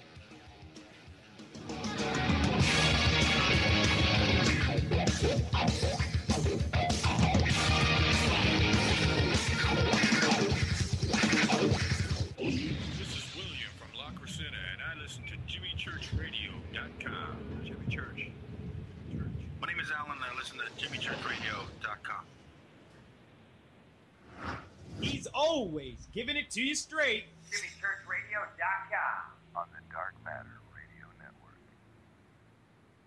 Hi, this is Rob Reiner from Anvil, and you're listening to JimmyChurchRadio.com. What's up? I'm Chris. What up? This is Kyle Massey, and you're listening to Jimmy Church Radio, the Revolution.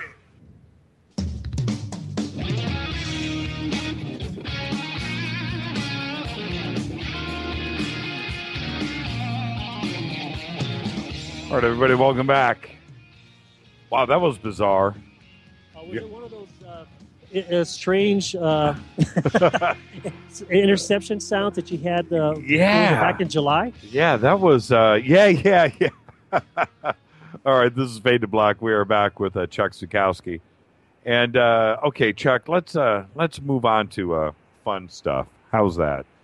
Wow. I guess someone doesn't want us to talk about mutilations. No, not what. Hey, it's a subject that we all talk about all the time. But wow, that Missouri case, that just absolutely flipped me out. So anyway, let's talk about that 37th parallel. And for all the listeners out there, before we get into specifics of the case, what is this, the highway, the 37th parallel? What is it? Well, what happened was back in 2011 or so, I was looking at the animal mutilation cases out here in the lower part of Colorado, and then I started looking at UFO sightings in that area, and then outside into New Mexico, and then even into Nevada. And I'm thinking, and I got to tell you, how this started is every one of my cases, because I'm a field investigator. I'm more of a field investigator than a researcher. So every one of my cases, I go out there and I'll draw, just like if you were doing CSI stuff on site. You draw what you see, and then you put the GPS coordinates down, and you note different times of day and weather and all that stuff. Well, then I started to see that a lot of the stuff that was happening in the area down there was along about a 37-degree latitude. And that's when I noticed that a lot of my animals were facing towards the east. So I decided, okay, I'm going to go east. I'm going to start researching what's going on east on the 37. So I called my sister over in Missouri, which is east of us, and talked about her mutilation cases. And sure enough, she had some cases out there within the past few years, and they were falling somewhere around 37. And then, of course, some other things, too, were popping up, like UFO sightings and possible alien abduction cases. And I'm going, okay, I need to go further. Now, how about if I go west? And then I started looking towards the west. I go, oh, hell, look, Area 51 sits right on this. And what else do we have? Oh, look, we've got some underground bases, possibly Dulce, possibly Taos, New Mexico. And then if you go, towards the east, there's some other things, too, that are kind of cool, like, Fort Knox is there. The Pentagon just is in the 38. But then I thought, oh, hell, that looks like a pattern. And the more I researched it, the more I realized that it looks like that we have possibly these underground, well, not possibly, we definitely have underground bases that fall along this corridor across the U.S. And associated with that are UFO sightings, shallow earthquakes. Now, some of the shallow earthquakes recently, shallow earthquake by definition would be about 60 miles deep. I'm looking at 3 to 6 miles deep. Now, recently fracking has been in the news, but before that we're looking at, fracking regardless, you're still doing shallow drilling. And shallow drilling would mean drilling into the ground to make bases and stuff anyway. Right. And that could cause some minor earthquakes too, just from things moving around and shifting. So I started seeing that and kind of put it together. And originally it was just a map with, I guess probably about 20 or so spots on it when I first started. I did a press release on my website. I think it was September 2011.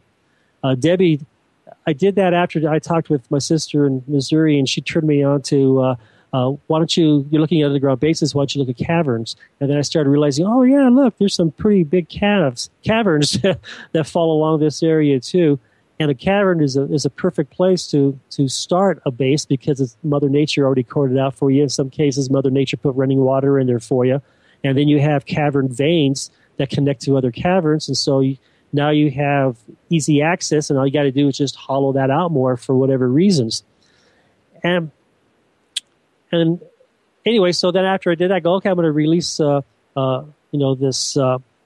this theory of mine in 2011. I'm going to kick it around out there and see if I get any response, see if it can help me further my research and investigations on this. Because as an investigator, you just can't do it by yourself. There's just too much out there. So a lot of times I rely on other investigators, or I'll rely on mostly just the people in general that read my stuff, and then they give me comments and they kind of give me clues, and then I keep going from there because I can't think of everything. Wish I could. Right, but right. I always tell my wife I can, but she knows better. And so I released last year on the Unexplained Files, when I was talking about animal mutilations, I brought that to the attention of the production company, Raw TV Productions out of England. They had saw the map and they go, well, what is that? And I said, well, I've been seeing that some of the mutilation cases, and we had a case in there by near Area 51 too, a couple of years back, that it's falling along this kind of this highway or super highway shooting across the U.S. And they said, well, yeah, that's kind of cool. Let's mention that in the show. And I did. Well, Raw TV and I Get the Science Channel decided to take that. I thought that was pretty cool, and wanted to know if I actually had data to back it up, and I had all kinds of data to back it up. and they decided that, hey, let's give this guy a full episode this year, rather than just a bit in generally the episodes, when you watch these things on TV, there's 2 episodes per hour. Like the very first episode that aired on Unexplained Files Season 2 was on exorcism, and the second one was on dying elk. I was also in the dying elk episode. But generally it's 2 episodes. This one, they gave me the whole hour. I'm thinking, holy mackerel, really? Well, I can fill it easy. And after we worked on this, we actually had enough to to air an hour and a half to 2 hours. But I'm looking at, we've posted, Dale Romero, one of our producers here, just posted a couple of 37th parallel lines on Twitter. If you want to look exactly where we're talking at, just go over to @JChurchRadio, #DMRadioNet on Twitter, and you can see exactly what we are talking about here. Now, I am looking at, we have 2 different illustrations that are posted. This first one shows the exact 37th parallel, and so that goes right to the 4 corners, doesn't it? Oh, I tell you, it's crazy. If what I'm looking at here, is that correct? It goes... Oh, yeah. Then the 37th parallel is what separates Kansas from Oklahoma, too, as well. Pretty much. Yeah. Wow, that is crazy. It's right on the line. There's, you have, the more I looked into this, you have, Fort Knox is 37.9, Area 51 is 37.6, Joplin, Missouri, the Spook Lights, it's 37. Then we have Death Valley, California, which is just under 36. Now, what about Brown Mountain? How close is that? The Brown Mountain Lights out in Tennessee. It looks like it's going to be right there too. I'm just guessing. You know what? It's a good point. I need to look at that. The originally, when I came up with this theory, the 37 degrees more or less the center lane of a freeway, and then the right lane goes into the 36, and the left lane would go into the 38. But I really couldn't come out and say, this is my 36, 37, 38 degree latitude theory. Right. So I came out with a 37 because I'm using that as the focal point or the center point. And we do have things that pop in and out. Now, the more I researched this, the more I realized, we're starting to see linear patterns going across the U.S. of UFO sightings. Now, UFO sightings occur all over the U.S., so I'm not just saying it happens here. And animal mutilations happen everywhere. But as a UFO investigator, you have to look for patterns. Basically, with individual investigations that I do, I look for commonalities, and then I focus on the commonalities between different investigations. Or else you go crazy and you can go off in too many different directions. So you just look at what's common. Then you look for patterns. And I started to see patterns with my animal mutilations laying towards the east, the different types of incisions, how they're dropped, and hitting the same ranchers over and over again, which is really, really bizarre. The rancher, you'd have one case where the rancher's cows are in an area surrounded by other ranchers' cows, and only he would get hit, and the ranchers wouldn't. So there's some other weird things about that. And so I'm sorry? I was going to say, Hello? Could you repeat that? You dropped out for about 15 seconds. Okay. I was saying a lot of cases the ranchers are actually hit multiple times. Even if the ranchers are in the middle of other ranchers, meaning if it was a predator coming in, the predator would have to cross other ranches to get to that particular ranch to mutilate that animal. And we were seeing cases like that. So when I was looking at cases across the U.S., I started to look at just some obvious areas. Like I mentioned, Death Valley. There's stories of the Death Valley giants where there were supposed to be some caves that were found. This came out in 1947. Then you had a Mantell UFO. Right. Remember? Yeah. That was in Kentucky. That was 37. Then you have Aztec, New Mexico, where the Aztec crashed. That's 36.8. That's just almost real close to 37. Dulce, New Mexico, almost on the 37 degree. Taos, New Mexico, is 36.5. Cape Girardeau, Missouri, right? The 1941 UFO crash, right on the 37. Then you start getting to other things like, the Great Quake of San Francisco, Fukushima, Japan, and some other interesting events that have happened. Now, that's just probably coincidence. Maybe not. But then you start looking at Native American sites like Mesa Verde, Zion, Canyonlands, Monument Valley, Navajo State Park, Comanche National Grassland, Cimarron National Grassland. Chaco is just into the lower part of 38. And all of a sudden, I'm seeing, well, when you're looking at the 37, you're starting to see that, wow, there's some really cool Native American spiritual sites. What did they know? And I've always wondered about what makes what makes Sedona so special? Why Sedona? What happened there that makes that caused the vortexes in Sedona? And same thing with Chaco Canyon. Why did they pick that particular location? So there must have been an event there, something experienced that drew them back to that area to make what Chaco Canyon is now. We're going to concentrate on the United States here, but I have to ask the quick question.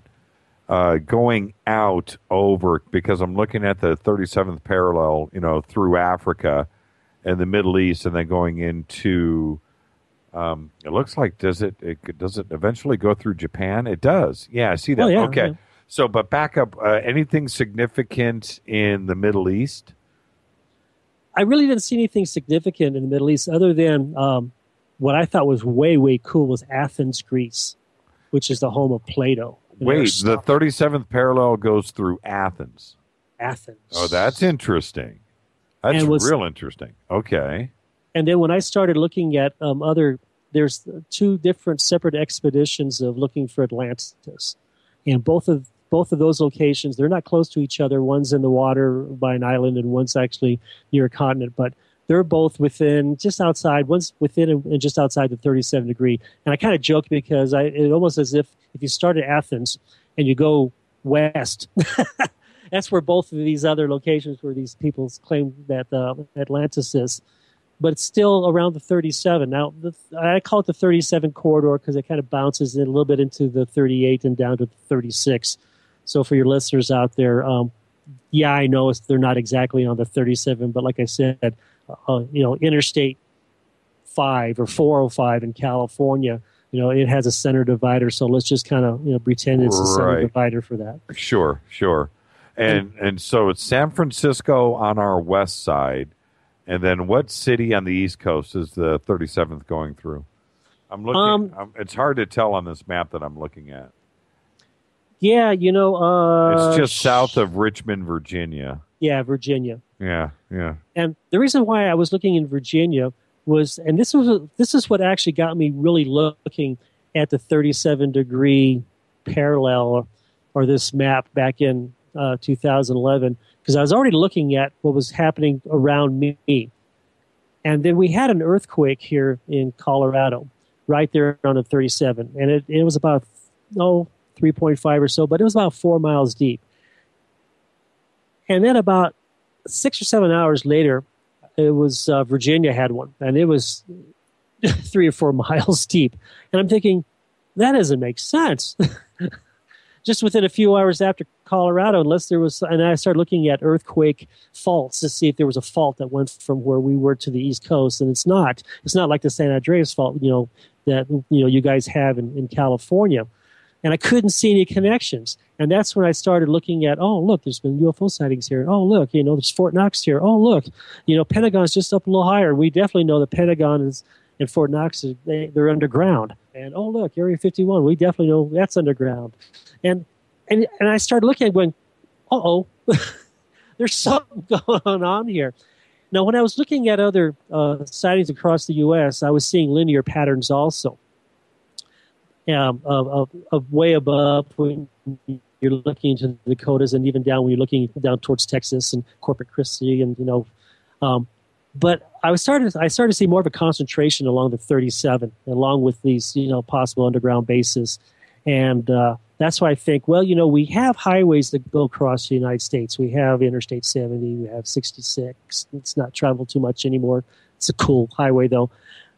But we have highways that go across, but we have specific ones that are the most used.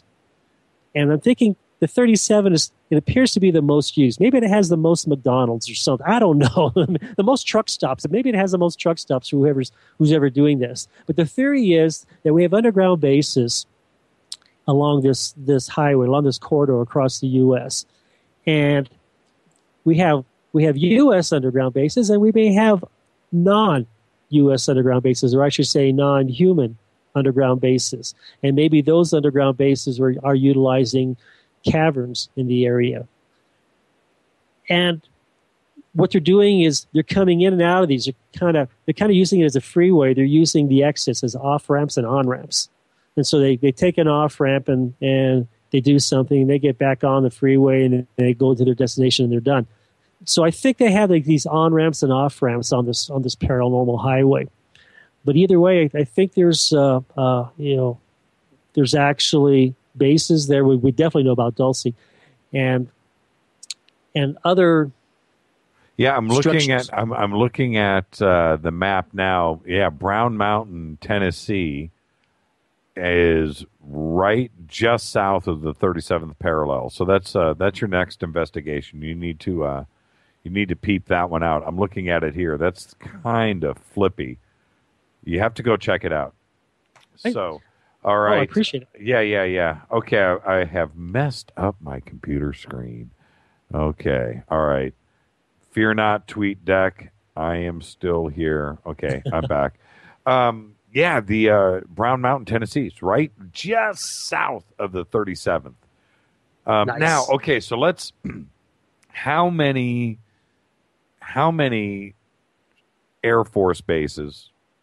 We just talked about Area 51, and it's funny because Dale just, man, the 37 goes smack dab right through Area 51. Oh, yeah. So going west to east, what falls in line on the 37th, or close enough? Well, it was kind of interesting. If you watch the episode of the 37th, or actually Paranormal Highway of America on the Science Channel, we were over in Highland, Illinois, and we were talking to the dispatch, and we were actually talking to Officer Barton, who witnessed this large craft. Actually, this, if you don't know about the event, but what happened back in... I've got to stop you. This just got posted. Are you ready? Okay. All of the states that the 37th parallel runs through, it's an anagram that spells cosmonaut. What? Yep. I'm reading it right here. And Eugene, you better be right, but I guess he's right. Tennessee. I don't know where the U would come from. That would be Utah, but COSM, Missouri, sure. Nebraska, yeah. Okay, I'm just saying. He says it spells cosmonaut. Wow. Okay, we got to look into that. Okay, back. I'm sorry to interrupt, but Twitter is real time. It's light speed, Chuck, and I'm sure you can appreciate that. Oh, absolutely. And everybody's just banging as they listen in real time. I am going to. That is really cool. As long as it doesn't spell out my name or mine. I'm with you. Zukowski has got the word cow in it, so maybe I was just born to do this stuff. Another anagram. Hold on. He says another anagram from the U.S. states in the 37th parallel is Mount Sosa, which is in Antarctica, which leads back to Operation High Jump. Okay, I think Eugene's drinking way too much caffeinated coffee. But, yeah, pretty interesting. I'm telling you, we have a smart audience. I love it. Anytime I need help, I refer to them, and they have always got my back. It's awesome. Well, that's what I was telling you earlier. A lot of times I just refer to the people that read my blogs on my website. I put every one of my investigations on there. And then a lot of their comments, I always ask for the comments, and they email me. And basically, I learn more and more and more. I mean, I was going to tell you, with this UFO sighting in Highland, Illinois, where this giant triangle kind of floated through 4 police districts, and they were all chasing it. It's like one of the best cases recently. Outside of the Phoenix Lights. Sure.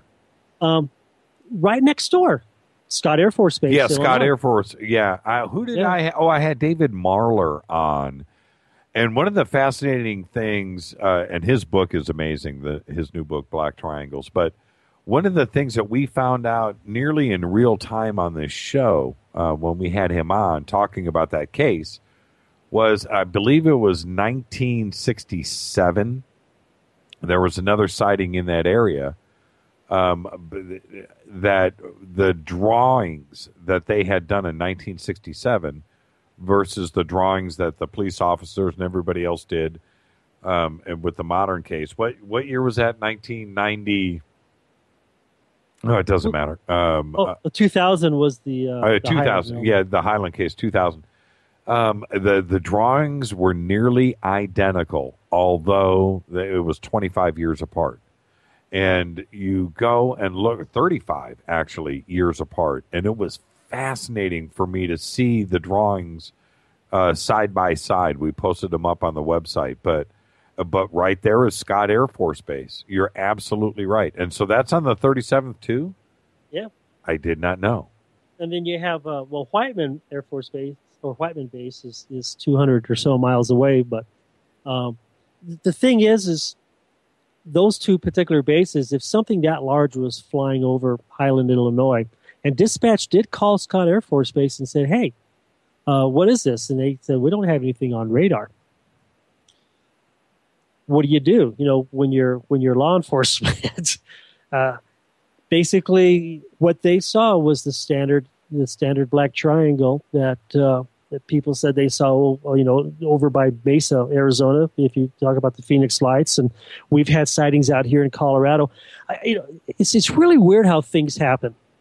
When I was getting ready to tape this particular show, it was March of this year, and I'm sitting at the dealership having some just maintenance done on it because I knew I was going to be driving like 4,500 miles.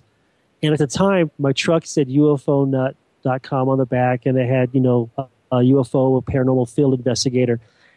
And one of the mechanics ran up to me, and his kids were sitting in the rating area with me. Basically, he was just going to take them to school. He had to go into work first and then take them to school. And he says, hey, do you own that car or that truck over there? And I said, yeah, that's my truck. He says, hey, kids, tell them what we saw the other night. I'm going, oh, here we go.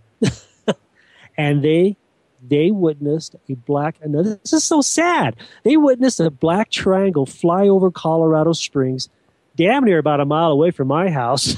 Right. Floating over Cheyenne Mountain.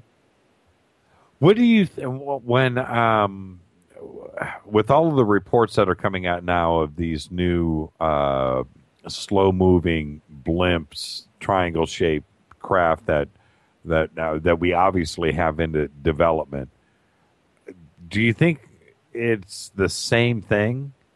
Do you connect the black triangles to terrestrial activity?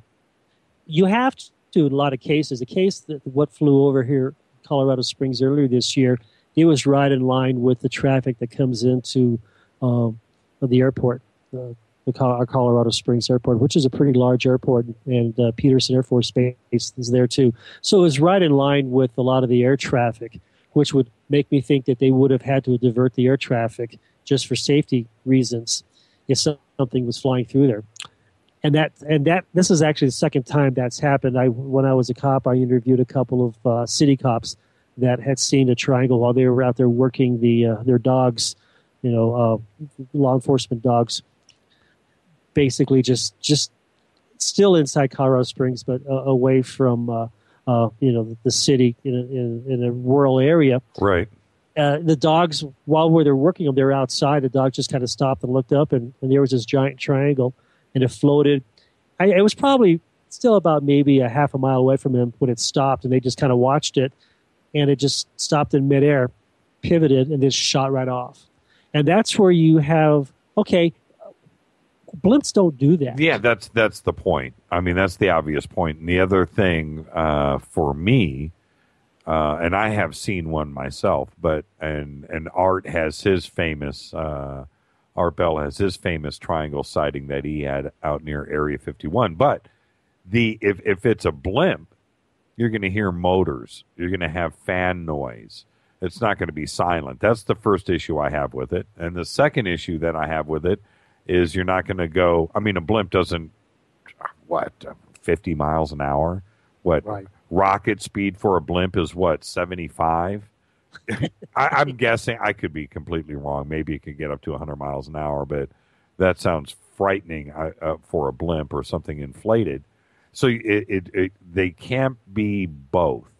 Now, maybe it is that we have certain aircraft that aren't blimps, that are actual aircraft that have the ability to hover and then dart away. That's a possibility too. I'm not too sure. What I saw, and I was going to ask you about this if you've ever heard a description like this, but my sighting was up in Monterey, California, with some friends, and we saw way, way, way, way, way high. I'm going to guess and say, I've said this so many times, 60,000 feet, way up there. This black triangle moving across the sky. It was a dot. When I photographed it and looked at the photograph later, it appeared to be pyramid shaped, possibly triangle, but it looked like it had, faceted, many sides. But anyway, it was ripping across the sky, going from west to east, up in Monterey, California, and then stopped. And, I don't know if it stopped, but it certainly made a right turn and then went straight up out into space, into the atmosphere. And it was about 3 o'clock in the afternoon. A blue sky with some clouds and stuff, but it was just an obvious thing to see. Have you ever heard of a description like that with a black triangle? And that's obviously not a blimp, what I've just described. Well, first I want to say that Monterey's at 36.6 latitude, so that falls into that 37 latitude area. Oh, yeah, I suppose so. Yeah. You're absolutely right. That's kind of why. Well, while you were telling me, I went ahead and Googled it just in case to make sure I was right. Well, the thing, I have heard cases where some people will say it's a pyramid. Some people, not so much a pyramid, but like a triangle. Some other deltas, sometimes square, sometimes rectangular. And for your listeners, what I want them to do is just, if you have your cell phone or anything rectangular, just kind of hold it up and put it in front of you. And when you put it in front of you flat, you can clearly see it's a rectangle. And then when you lay it on its side, it's more like a mothership. It's a really long, skinny rectangle. Then if you start to pivot your cell phone, you can get triangular-looking effects out of it. So if this thing is that you witness is kind of rotating and moving because it kind of defies gravity as we know it, right? Then in some cases we really don't know what the exact shape is because you're looking at it from your specific angle, rather than sitting on a tarmac somewhere where you can walk up to it. If you saw a stealth fighter coming at you, it basically looks like a flying saucer. Right. But as soon as it banks, you can clearly see it's different. Right. So a lot of these cases, when I talk to people and say, well, these things are shape shifting, they're moving, they're changing their shape. That may not be the case. It may be just an irregular shape, and then as they rotate, as they move, and however they're maneuvering to get from point A to point outer space or whatever, you just see one angle, or maybe you actually see a couple of angles where it kind of looks like they kind of morph a little bit. I had a case over in, that I talked to a witness about New Mexico last year, where he swears that it was a pyramid, but not like a pyramid, almost like a fat pyramid, if you will, and with 8 stories tall. And it was hovering just above the ground by him, going by him. So there are cases like that. The case in Highland, Illinois, when you talk to the police officers, they definitely said it was a triangle.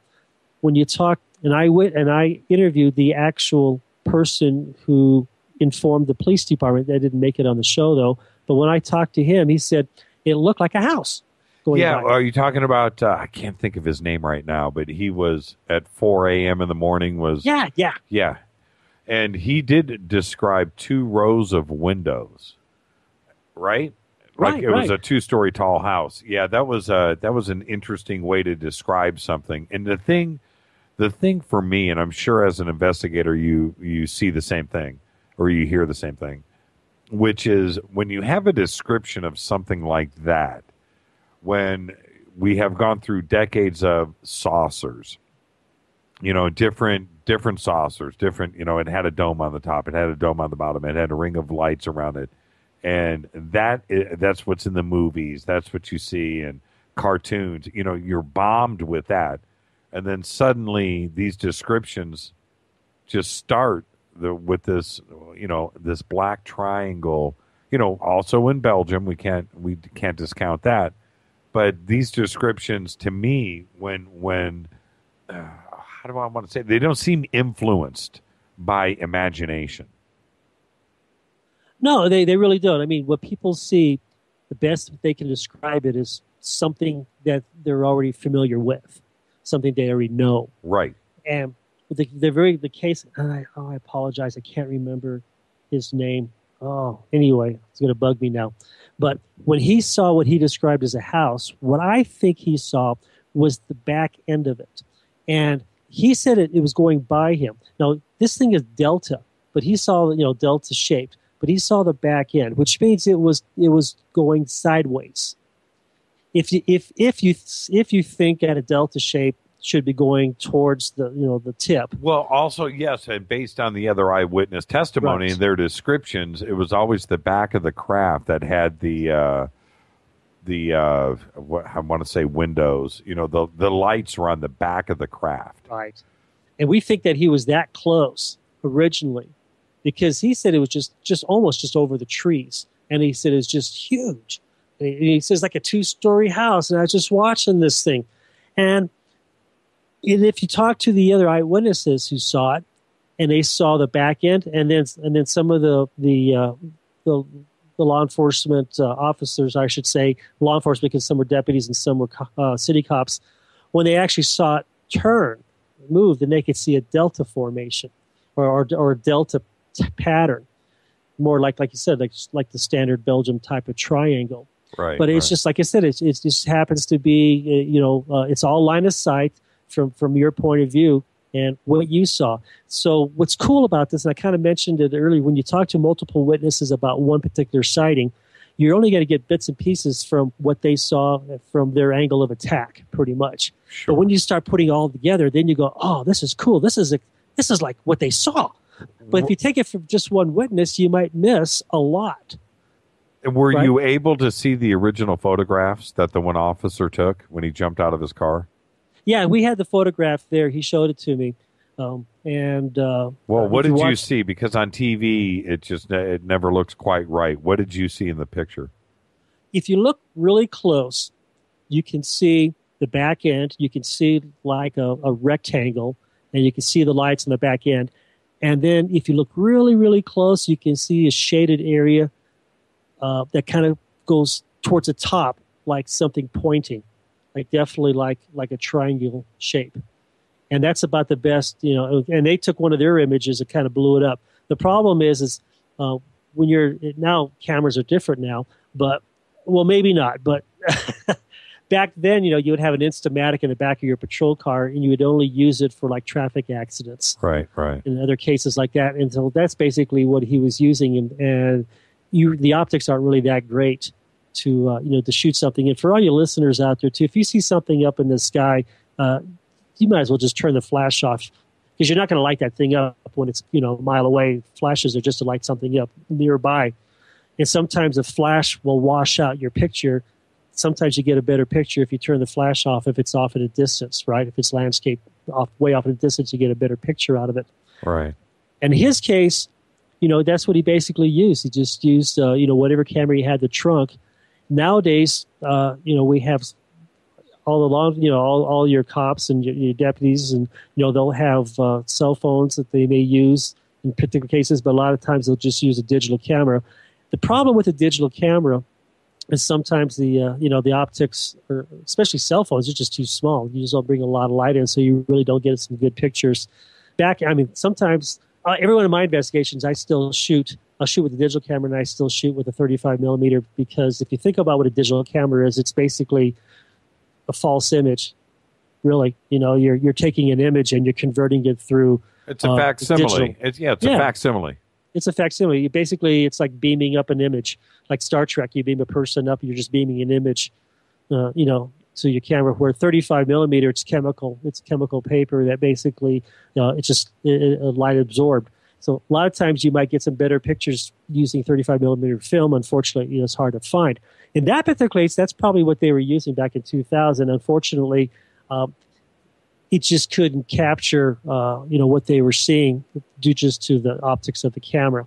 But it was still pretty cool to see the picture up close. Now, there's almost two things going on with all of the Air Force bases along the 37th parallel. It could be one of two things. There's three things going on. One, it could be experimental craft. That's one obvious thing. Second, it could be literally a visitation from ET going to all of these bases. Whiteman is one of the most, secret. That's where we fly the B-1 bombers out of, the stealth bombers, and so it could be. A lot of these sightings are stealth bombers. I can't deny that. They are quiet. I have seen them, fly by many times, and they are amazingly silent. But they don't stop and hover. They do fly slow, but they don't stop and hover. So with you looking at all of this coincidences along the 37th parallel, how many do you think are our own stealth bombers? I mean, how often do they fly out of Whiteman? Is it daily? Are they doing test runs? Well, it's interesting. First off, Whiteman, is the 509th from Roswell, moved over to Whiteman. Right. So that's what's kind of historical about kind of interesting, yeah, yes, interesting stuff. Like the people in Missouri over there, they knew when we were going into Iraq because they saw the bombers fly out. They knew something was going on, and they had a heads up on that. No, I totally agree. I think when you have a craft like that at a distance where you can't hear the engines and the wind's not in your favor, and you just see it kind of moving by. Yeah, definitely. We get UFO sightings on those things all the time. We get UFO sightings on high altitude airplanes that bank. All of a sudden, people, they're just kind of looking around and they see this reflection, and then the reflection's gone. And they go, "Oh my God, what was that? I just saw a UFO." Well, what you saw was a high altitude airplane that was banking, and the wings caught the reflection of the sun. You saw that, and then when he finished his bank, it disappears again just because it was so far off. So we do get that. The problem is these sightings with these triangles that are up close. Now, like you mentioned, the stealth fighter and the stealth bomber, they can't hover. Not only that, but when they don't have a very good glide pattern. Let's say when they cut their engines or they're gliding, they drop like a rock. They don't, they're not set up like a Piper or a Cessna where they have a really nice glide pattern. So what happens is when they shut down, they're going to start dropping really, really quick. So at one point, they're going to have to kick on the afterburners to get going. They're going to have to kick on the jets, and they are extremely loud. So if you have one that passes over you and he's under power, you're going to hear it as soon as he passes you. You're going to hear that. But if he's so far off at a distance and he's maybe going, parallel to you, and the wind is blowing, towards him, you're never going to hear that sound, and you're going, "Whoa, that is really something." So we kind of focus on the close ones, like the ones at in Highland, Illinois, where basically what the cops said they saw was this thing would float and then it would dart from location to location. So just kind of picture putting your hand up and floating it, and then real quick you dart to point A, or from point A to point B. Then you float a little bit, and then you dart from point B to C. And it was that extreme quickness in between. And at the very last officer that saw it basically was just heading out of sight, and he thinks that towards the end it might have just darted right off. Kind of hard to say because he kind of lost it at night. We don't have that technology for, first off, something that large to hover, and then secondly, under power hover without dropping out of the air, and then secondly, to be able to just massive G's from point A to point B and then stop and hover a little bit more, and then dart off again and then just stop and hover a little bit more. And that's what this thing was doing. So it really makes it a really, really cool, investigation. I got to tell you this, that since this show aired last Tuesday, I've been inundated with this just ridiculous amount of emails from people, with their own sightings and things that's happening to them on the 37. And I've been up the last couple of nights till 12:30, 1 o'clock in the morning. I answer every one of my emails, only because I've emailed Stanton Friedman in the past, and he's always answered mine. So I figured if Stanton Friedman can answer my emails, then damn it, I can answer other people's emails too. I got this email Sunday from this lady, and I don't want to give her name, but she basically tells me that she's got some relatives that are not too far from it's in Kentucky, Richmond, Kentucky. Okay, that there's some military presence there working on something underground. Okay. So basically, here I have a person says, "Hey, you know what? Here's another possible base, but they're in the process of working on it now." And that's about the best that she could tell me but she seems to think that it's some type of a secret tunnel in Richmond, Kentucky that they're working on. Okay, go ahead, finish. Well, so I say, so it's just these little things like that. And then like with you telling me about the Brown Mountain, Tennessee event, that we have, the more and more this information gets out, even on, on TV, but on your radio show too, we're going to get, or I'm going to get, a lot of information that's going to help me further my investigation on this and give me some more cool spots to look at. Well, I just got an email referencing that. Oh, also, check this out. This just came in on Twitter. Gobekli Tepe sits right on the 37th parallel.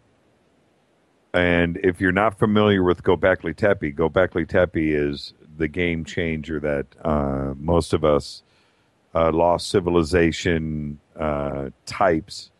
Gobekli Tepe is this site that they have found in 1995 in Turkey that is 12,000 years old. It's a pretty significant site, which changes all of our thoughts on, how smart humans were, that it all didn't start in 3,000 BC, 4,000 BC, 5,000 BC, that here we have something that is 7,000 years older than Stonehenge and probably 10 times as significant. And it sits right on the 37th parallel. Now, I just got this email in. Check this out. He says, "Hey, Jimmy, great show. Any chance these mutilations are guys at Langley messing with laser satellite weapons? I remember back at Fort Hood, soldiers would sometimes just blow up cows who strolled into impact areas." And also, the 36th parallel makes me think of a geosynchronous orbit of a satellite. Interesting. That is interesting. To go back about the animals, I've taken so many samples of animals into Colorado State University Veterinary Lab, and at no time did they find any type of cauterization, meaning heat was used to cut anything up, unless it was a cold laser. The problem with this, though, is did we have that technology back in 1967, when we had Snippy the horse or Lady the horse, right? And since then, and did we have that technology when you talk to the Native Americans that said our ancestors talk about this? Matter of fact, they've talked about strange lights in the skies and animals that have what they say. Well, of course, they didn't call them mutilation animals, but it was bad medicine or whatever it was that that was going on with them at the time. But when you translate some of the stories that they tell you, some of this stuff was happening before the Europeans even migrated to North America. So this has been going on for a while, and not only here in the U.S. but other countries as well. The satellite issue is kind of cool. I was looking at that. Now, here's something kind of interesting too, and I'm still playing with this, okay? But I guess what? I'm so excited about being on your show, I'm going to go ahead and just talk about this for a second, okay? Absolutely. A lot of our big pyramids, our major pyramids across the planet, doesn't matter which one, just the significant ones, right? That at zenith is looking straight up, you have a pulsar star.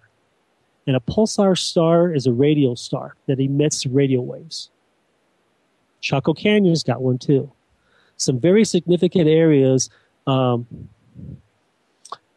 this planet have pulsar stars at that latitude. Because I started looking at, and there was another part of my theory was when I started looking at different areas. Why is Chaco Canyon so significant? Why, if you think about the day when we didn't have light pollution, you could actually see a pulsar star pulse. You could see a pulse. Now, modern day astronomy, we're listening to it. They're in the gigahertz, maybe 4 to 6 gigahertz. You can hear a pulsar star, boom, boom, boom, boom. Let's say the Great Pyramid of Giza was a listening device. You had a pulsar star in front. Let's say some ancient or let's say some civilization outside this planet put some type of a satellite apparatus in front of a pulsar. It doesn't have to be right in front of a star. I mean, it could just be in the direct path of a star, millions of light years away. That would use the pulsar, which is an energy source, to transmit signals. We're doing it now with satellites. Interesting. It's just one of these things, I'm a microchip designer, been doing it for a few years, so I have an idea of what our technology is. But I have sometimes I can, you just come up, sometimes you have to think, and I hate the term think out of the box, you have to think off the planet when you start looking for evidence. And that's when I was doing cattle mutilations, I said, well, you know what, people have been doing this, the greats, Linda Moulton Howe, Christopher O'Brien and stuff, but they've never been able to say, we found it. And then it correlates with, law enforcement saying, yes, you're right, that's it. No, they have theories. No one's ever come up and said, this is exactly what's happening. Christopher O'Brien can say it's the government doing it. Well, that's fine, but there was no government here when the Native Americans were experiencing it, so that kind of falls flat. So you have to look at other things too. Something in our environment, is attracting who's ever doing this. And I know we talked about that earlier, if it's alien or not. That's why I always say I tend to push towards the alien and not towards the human aspect, because at one point in time, humans would have effed up. We would have found some type of evidence. Right. We are not perfect now. Unless, if there's those type of individuals out there that are doing this that are human, then I can pretty much guarantee that they're not all human. Then we go into the hybrid. You want to take a quick call? Oh, sure. Okay, I'm going to try to bring this call in really quick. Let's see if we have it. Are you with us, Dino? Yes. Good evening. This is excellent, Chuck. Hello. You're one of the people I love on this type of program. You're a critical thinker, and you keep bringing up new subjects. I kept hanging up because there's so much to ask. But what I wanted to ask you briefly is, my father used to be a cattle rancher in Northern California, and years ago was interviewed by Linda Moulton Howe. And my question is, when they did have a cattle mutilation about a mile from his ranch, he always thought that it was coyotes or critters chewing up when he looked at it. But you've said, have you corroborated with Linda Moulton Howe about things that you have found? We need to get all you researchers together to share your evidence to show that, yes, there's no blood, and yes, it could be a laser that's cutting it. Have you done that? Oh, absolutely. One of the things that we look for from a cattle mutilation investigation side is, well, first off, we have to be careful that we're not coming across an animal that's died of natural causes, viruses. Out here in Colorado, we had 60 cases last year of anthrax up north towards the Greeley area, so you got to be really, really careful, not only for yourself, but for your team, that you don't capture something and take it home to your family. So that, and I learned from the Colorado State University. I've gone, and they've taught me, and they let me sit in on the necropsy, and they actually taught me things to look for specifically that could be natural causes. Now it's the non-natural causes. It's when you see an animal laying there, no blood staining on the ground. The animal never struggled, meaning There was never takedown from a predator. And on top of that, you don't see any scuff marks on the ground where the animal fought at all. You don't see any other marks where, you have another animal coming in. Now, generally, coyotes won't take down a 1,000-pound animal. And what coyotes will do is when it's birthing time, what they'll do is you'll get a group of coyotes will hang around a mom, and just as she's giving birth, as soon as the calf drops, they run and grab that newborn calf and off they went. Because if they don't at that time, old mom is going to protect them. That's mom's going to do whatever they can do. And the herd is very protective like that. So we don't see that. We don't see mountain lions. Now, even though mountain lions are in the area, but we don't have cases where a mountain lion has taken down a 1,000-pound animal. You would have claw marks. Mountain lions will jump on the back. They go for the neck. We don't see any of that. A lot of cases, you pull the hide back. You look from inside. You look for bruising. You don't see that. So that's what makes a mutilation case. A mutilation case is completely void of any type of known predator. The problem is what's the unknown predator? That's our problem. Now, have you talked with Linda Moulton Howe on some of your findings and hers? Yeah, originally, I was giving Linda, and also Chris O'Brien a lot of information on stuff that I was doing, and then basically that kind of just at this point everything gets released on my website. If you go to my website UFOnut.com, any investigation I do on any type of animal mutilation, I put it all out there. I don't write a book on it. I don't get paid for this. This isn't my day job. My day job is designing microchips.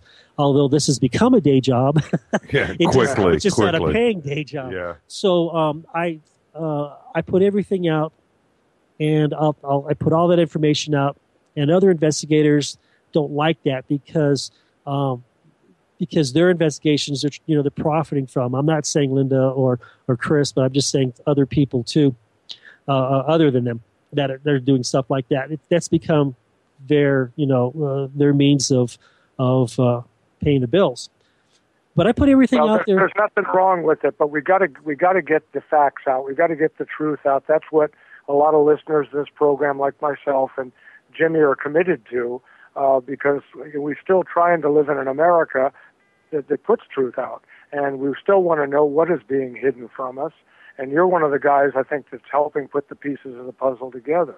So I would call on our listeners. I don't have access to good maps to put this 37th parallel theory all the way around the world. And by the way, does it go through Silicon Valley? It would be just... just close. I'd say so, yeah. Yeah. Yeah, because San Francisco does. I always thought something was up with Bill Gates. Yeah, right. Well, and Jacques thank you. I'll listen Vallée. online, and you keep up the good work. Keep the critical thinking going, and keep us all thinking. Well, thank you very much, and thank you very much for that question. Thank you, Dino. All that information goes out on the website. It's open to anybody, and then there's a comment section, email directly to me if any thoughts, any questions, and I'm always talking with anybody about any of this. And like I said before, you just can't do it all by yourself. You really can't. And the information's out there for Linda and for Chris to read on too. So it's not like I'm hiding anything from anybody else. What I do is I just put it out there for everybody to read. One of the things that, for me, in the original photographs that were so prevalent in the 70s of cattle mutilations were what was happening with the teeth and the cuts and through the jaws and stuff, and how precise that was. And to talk about lasers back then, which were around, but it was just so... it was so anti-human. It just didn't seem like that was something that we would do to animals. You know what I mean? If you were not of this earth, then you wouldn't care. You're just here to check it out and to experiment, get your samples and split. And that to me just made a lot of sense. And it's such a morose way of thinking. but you're not going to have an emotional connect like we do. We have an emotional connect, even though we eat cows. I do. I'm grilling good beef every single weekend, but we still have an emotional attachment to animals, and it just wouldn't be something that we would do. And I could be completely wrong, but that was the feeling that I had. It just seemed not of this earth. Well, I don't think you're completely wrong. I think you're right on. And I wrote a blog about that about a year ago called, to think like an alien, you have to be an alien. And we have people all out there all the time that say, well, aliens are doing this. I mean, I've worked a lot with different abductees and experiencers, and they say, well, this is what aliens do, and aliens are doing this. But why are aliens bringing the cows back? Why not just keep them, and on and on. And I said, well, if you really want to know what an Are alien you reading thinks, my email or something? This just came in. I'm not kidding. Why do the beings performing the cattle mutilations, why don't they just take the cattle, then dispose of that? Why bring them back? Okay, now here's my hypothesis on that, my theory on that. Because it's not theirs. If someone carjacks your car and just for the engine and then brings your car back, car's still registered to you, it's still your car, they just needed the engine. But they don't understand that the engine, you need the engine for the car to run. They don't understand that that car now is useless to you, but it's still your property.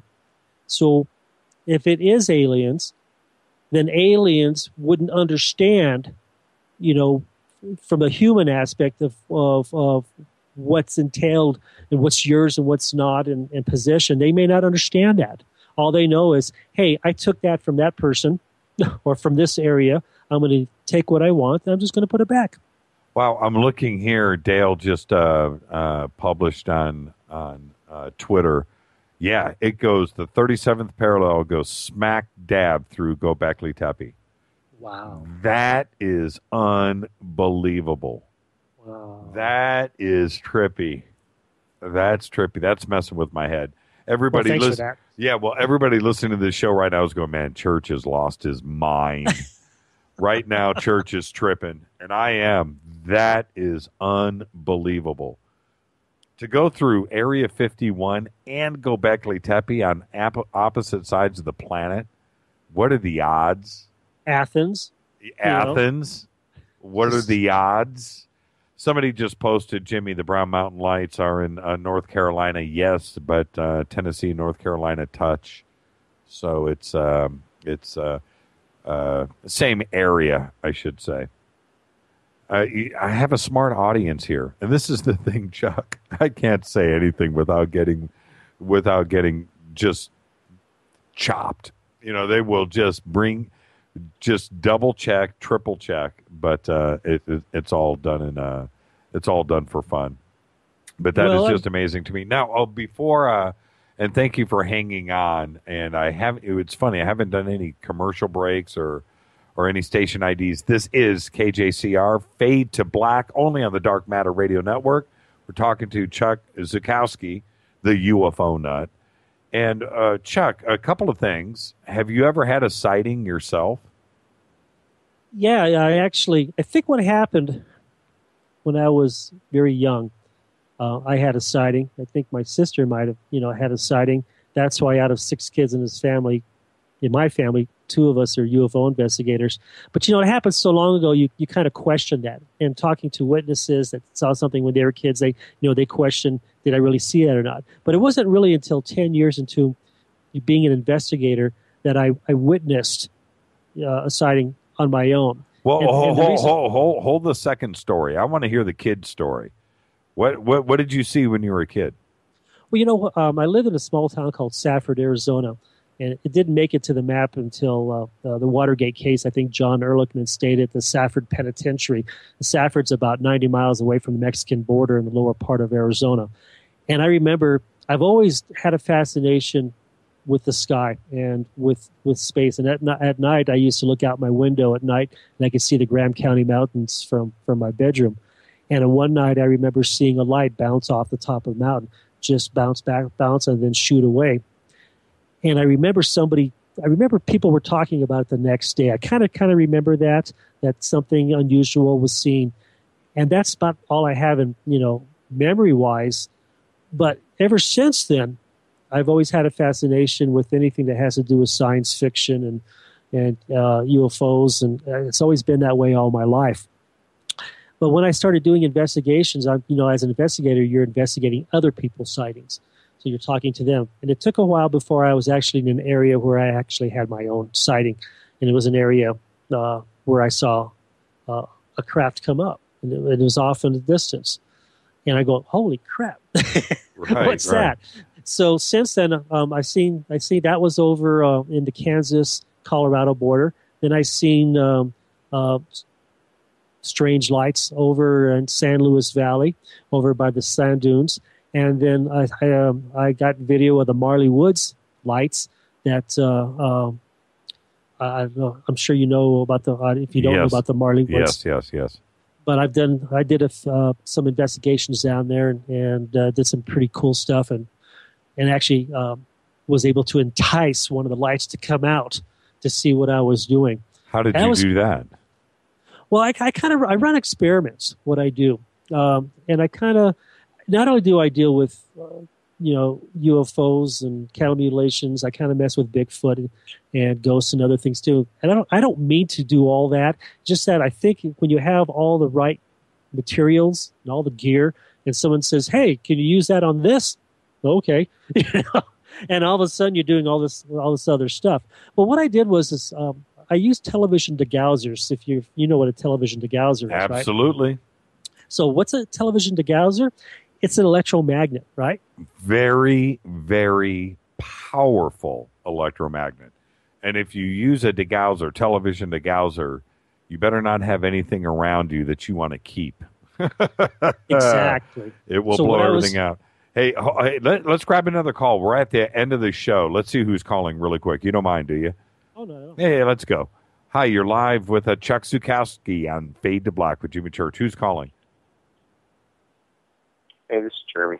Hi, Jeremy. How are you tonight? Everything good? What's up, brother? Good. Hey, I'm guess what you call a skeptical believer. Of mutilations or in general? Just in general, of the whole deal. I got a question. Why do you think that? Why do you think they're so secretive? If they're around, why would they be hiding their presence? Why do you think? Are you talking about E.T. in general? Yeah, E.T. in general, yeah. Okay, Chuck, I'll throw that out to you first.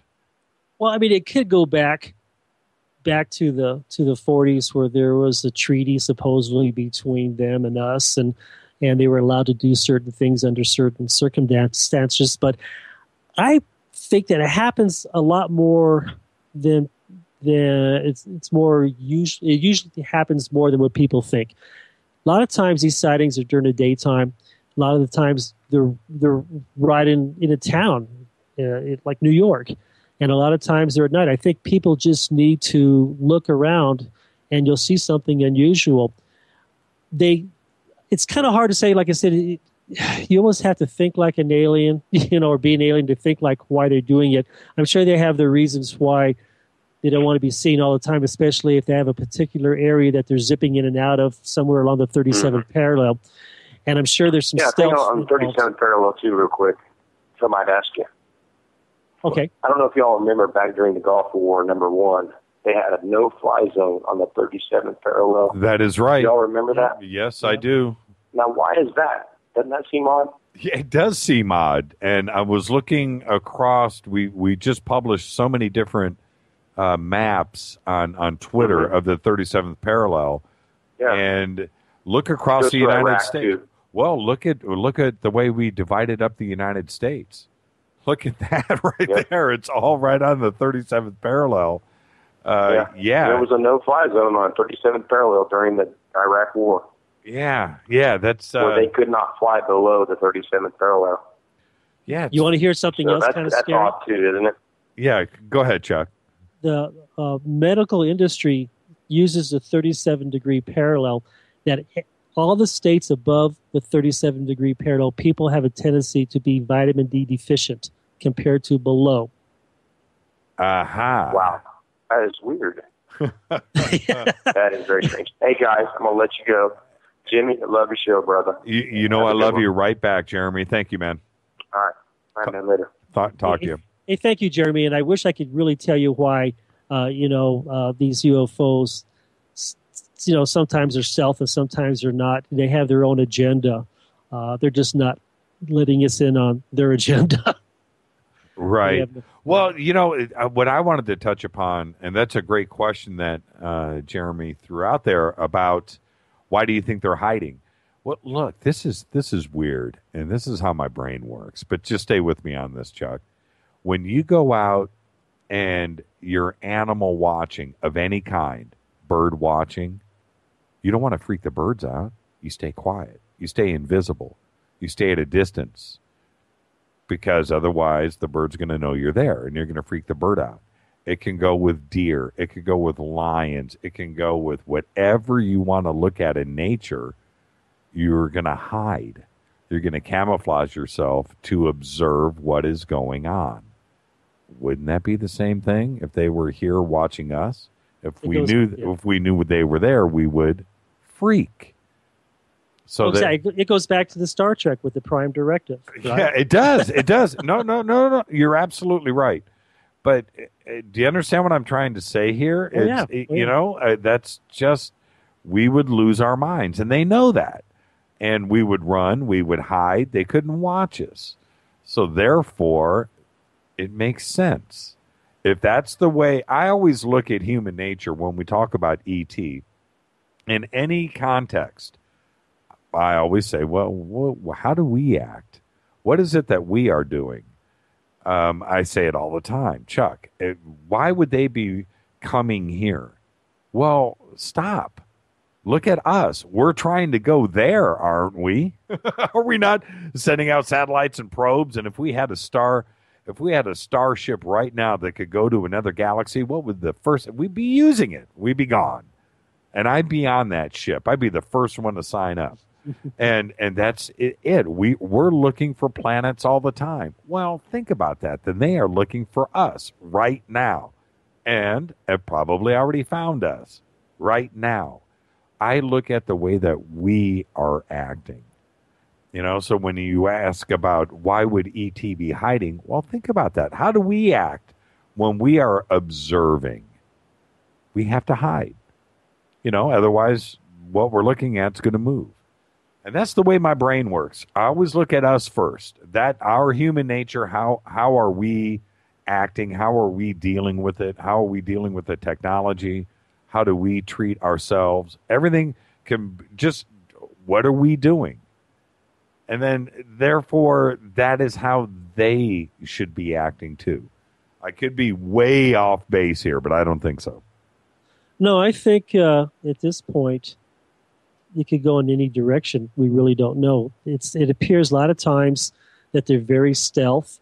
I've heard cases where they actually go into stealth mode, where it'll disappear, and you have that kind of predator effect here, where you have that shimmering outline, but you could still see the stars behind it. Lou Gerardo, former sheriff of Los Angeles County, that's what he saw. It was in the shape of just this giant craft, but he could see this kind of star shimmering through it. And then you have other cases where just this year you have, a father and three of his children look up, and there's this thing floating over Colorado Springs. And I'm thinking, wow, that's kind of brave, just not, 8, 9 o'clock at night, do something like that. So there's cases where they're right in your face in some cases, like the Phoenix Lights. Right. And then other cases, you got to look for them. You got to find them. And that puzzles me, because I would hope that they would have just one general agenda, let's say observation, unless now you're looking at maybe a couple different types of entities or whatever that are maybe just not one, maybe just I hate to say aliens, but maybe it's just not one race of aliens. Maybe it's just not us. Maybe it's us and aliens. It's hard to say. And and we go about things differently, or we could be going about things differently depending on what we're doing. In some cases, if you're taking measurements or you're taking, you want to see how people react. And maybe you're scientists observing that. You want to see the people run around like ants screaming for their lives. Maybe, and you're recording that. I don't know, but we get both cases, and I'd like to think that that they would want to just come right over and say, "Hey, here we are, and let's have a conversation." But if you look at other cases within history, that's already been the case. And it seems like, at Area 50, well, no, it wasn't Area, it was Edwards Air Force Base, where there was initial contact and some type of pact was created, some type of treaty was created, and some may be adhering to that treaty, some may not be, or some may be not even associated with what happened back then. What does Chuck do in a situation like that? Close encounters, ship is down, here it is, doors are open, we're doing an exchange. Do you step up? Do you volunteer? Do you raise your hand? Do you climb on board and go with them? Yeah, I would be Richard Dreyfuss. I would definitely go. Would you do it? Would you do it? Oh yeah. Oh, in a heartbeat. But I tell you what though, and this is a real quick story, just a real quickie though. I'll tell you that right now that's what I would do, and that's how I would always plan on doing. But when you're actually at the real event, you really don't know what's going to happen. I have a really good friend that's a Bigfoot investigator, and he said, "Oh yeah, if I saw Bigfoot, I go right up to him and da-da-da, and we'd have a conversation." Well, that happened to him a few years ago. He came face to face with a Bigfoot in Tennessee, and it messed him up. It really, really messed him up. We almost lost this guy for 3 years.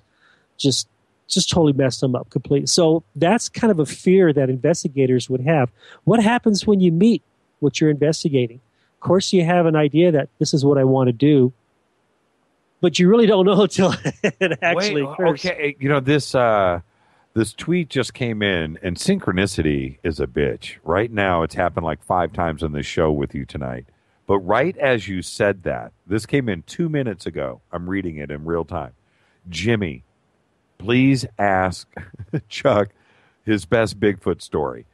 And you just went into, so tell, what happened? Did he, you're saying that he came face to face with Bigfoot and lost his mind? Well, I want you to tell the story. What happened? Well, basically he came face to face with what he was investigating, and he just couldn't comprehend what was going on. What he thought was going to happen didn't happen, and there was more involved in it. I tell you what, I can give you his name after the show if you want to bring him on there to talk about this. So, I don't want to really reveal what happened, but no. But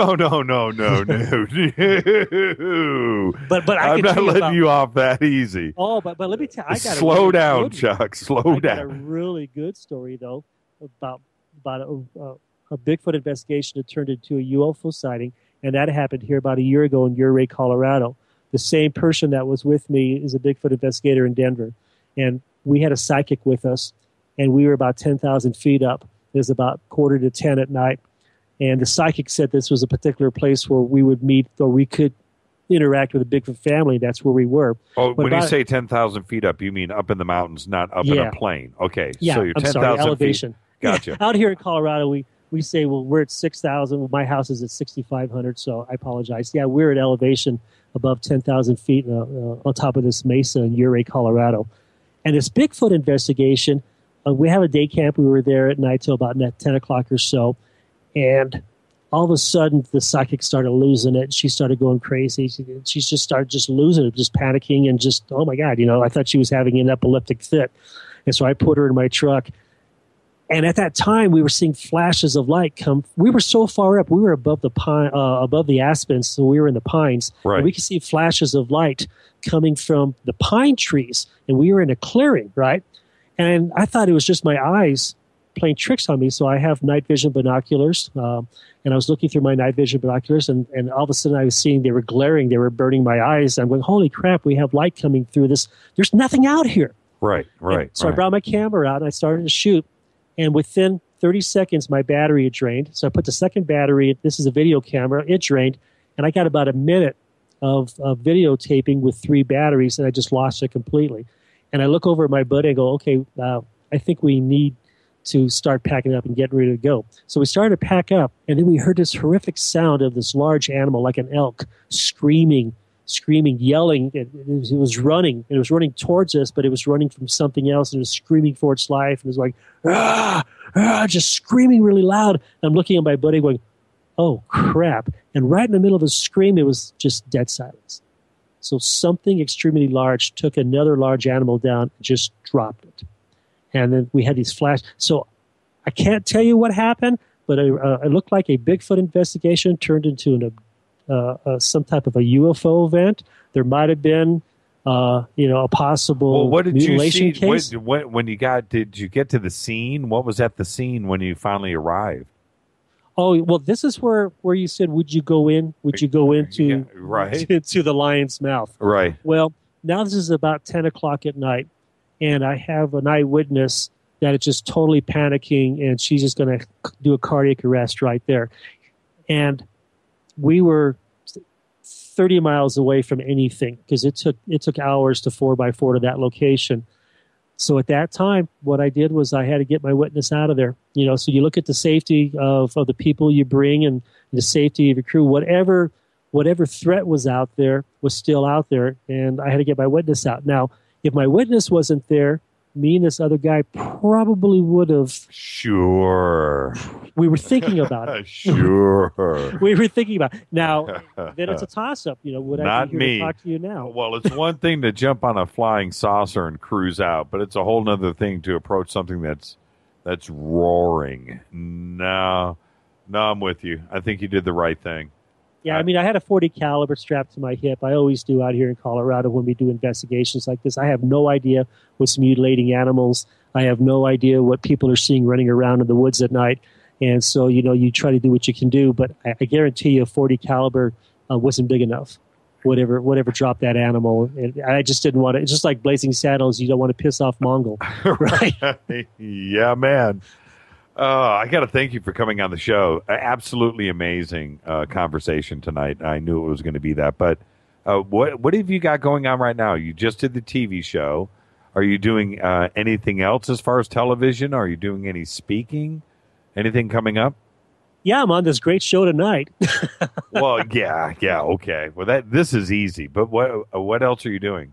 Any more episodes of The Unexplained? Oh, not at this time. I think because I think they're just going to be airing their 4th episode this week. And they seem to be showing, all of a sudden, within the last week, they're showing the episode I'm in a little bit more. I noticed that they'll be showing it tomorrow and then on Wednesday. But tomorrow night, I think they'll be showing the new episode. Generally, what happens is after the 11 or 12 episodes run, they'll decide whether or not they want to, if they're going to have a 3rd season or not. Now, at this time, I'm not under contract with anybody. I specifically, when I did this episode, I was under contract just to do this one episode with them. And then after it's done, then I'm, kind of like a free agent now. But what I'm working on right now is I'm still working with a rancher in Missouri on his mutilation case, and I'm working with a rancher out here in Colorado on the 2 cases that he had. And then since this episode aired, last week on August 12th, I've been so just smashed with emails from people all over the U.S. that had sightings and personal, in one case, abductions. A person was abducted. He claims to be abducted 3 separate times, all 3 times on a 37. 2 of the times were in 2 different states. Once when he was on vacation, still happened on the 37. And so I'm getting all kinds of stuff. And like I said, I try to answer every one of the emails. So I've been kind of busy with that. Yeah, somebody just tweeted, never say that. I answer every email. Good luck with that after a show like tonight. But I just got to read you some of these tweets that have just come in. They're really funny. One of them, Steve says, that's right, Chuck. Never go into the woods unarmed. Never. And somebody else just said, a very stimulating show tonight. Thank you, Jimmy. Thanks a lot. So there you go. Just one after another. It was just a wonderful conversation. Can't wait to get you back on. And there's so many zones we didn't go into. And if you can catch the current episode of The Unexplained with Chuck, covering the 37th parallel, going all the way across the United States, it's definitely worth the watch. All right? This just came in from Dale. Thank you, Jimmy and Chuck, for a fascinating show. Too much good info. Absolutely. All the best, Chuck. You have a great night. Give your best to your sister, Debbie. And next time you come on, bring Debbie with you, okay? Oh, I appreciate it. Thank you very much for having me on your show. And then thank you for all your listeners, too. If you guys want to email me, drop me a line. I'll get back to you. You got it. Thank you, Chuck. Have a great night. Like I said, give our best to Debbie. I will. Thank you. All the best. All right, Chuck Zukowski, everybody. Absolutely great show tonight. And wow. A couple of things. While we were on with Chuck, check this out. Check out how cool, how lucky you are. Got an email from Chad down in Mexico, Chad Meek, and he says, hey, man, why don't we do this in the studio? This was during the show. That was at 8:54 p.m. I would be happy to come up from Mexico. So I wrote him back and said, dude, bring it. And he just wrote me, and I'm going to read this to you right here. Let's do this right. Send directions. That's what I'm talking about, man. How lucky is that? So next week, it will be Chad Meek live in the studio for the Van Tassel special. I cannot wait for that. And all of you Fadernauts, you guys know what time it is. I get a guest here at the house. It is on after the show. That's all I got to say. All right. Thank you, everybody, tonight. Thanks for all of the tweets. Thanks for the email. Thanks for the phone calls. Absolutely. Great show.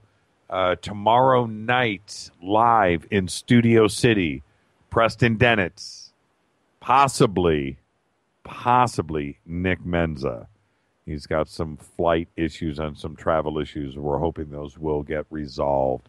But that's tomorrow night, live in Studio City. You got to come and, hold on. What is going on here? Let me try this again. All right, cool.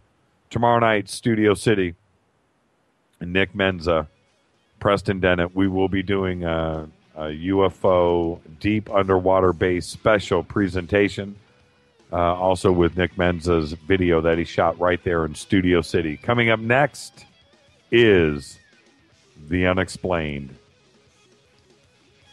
Special thanks to Keith Rowland and Art Bell. Sorry, I'm reading tweets. They're coming in. I'm reading email. You got to love it.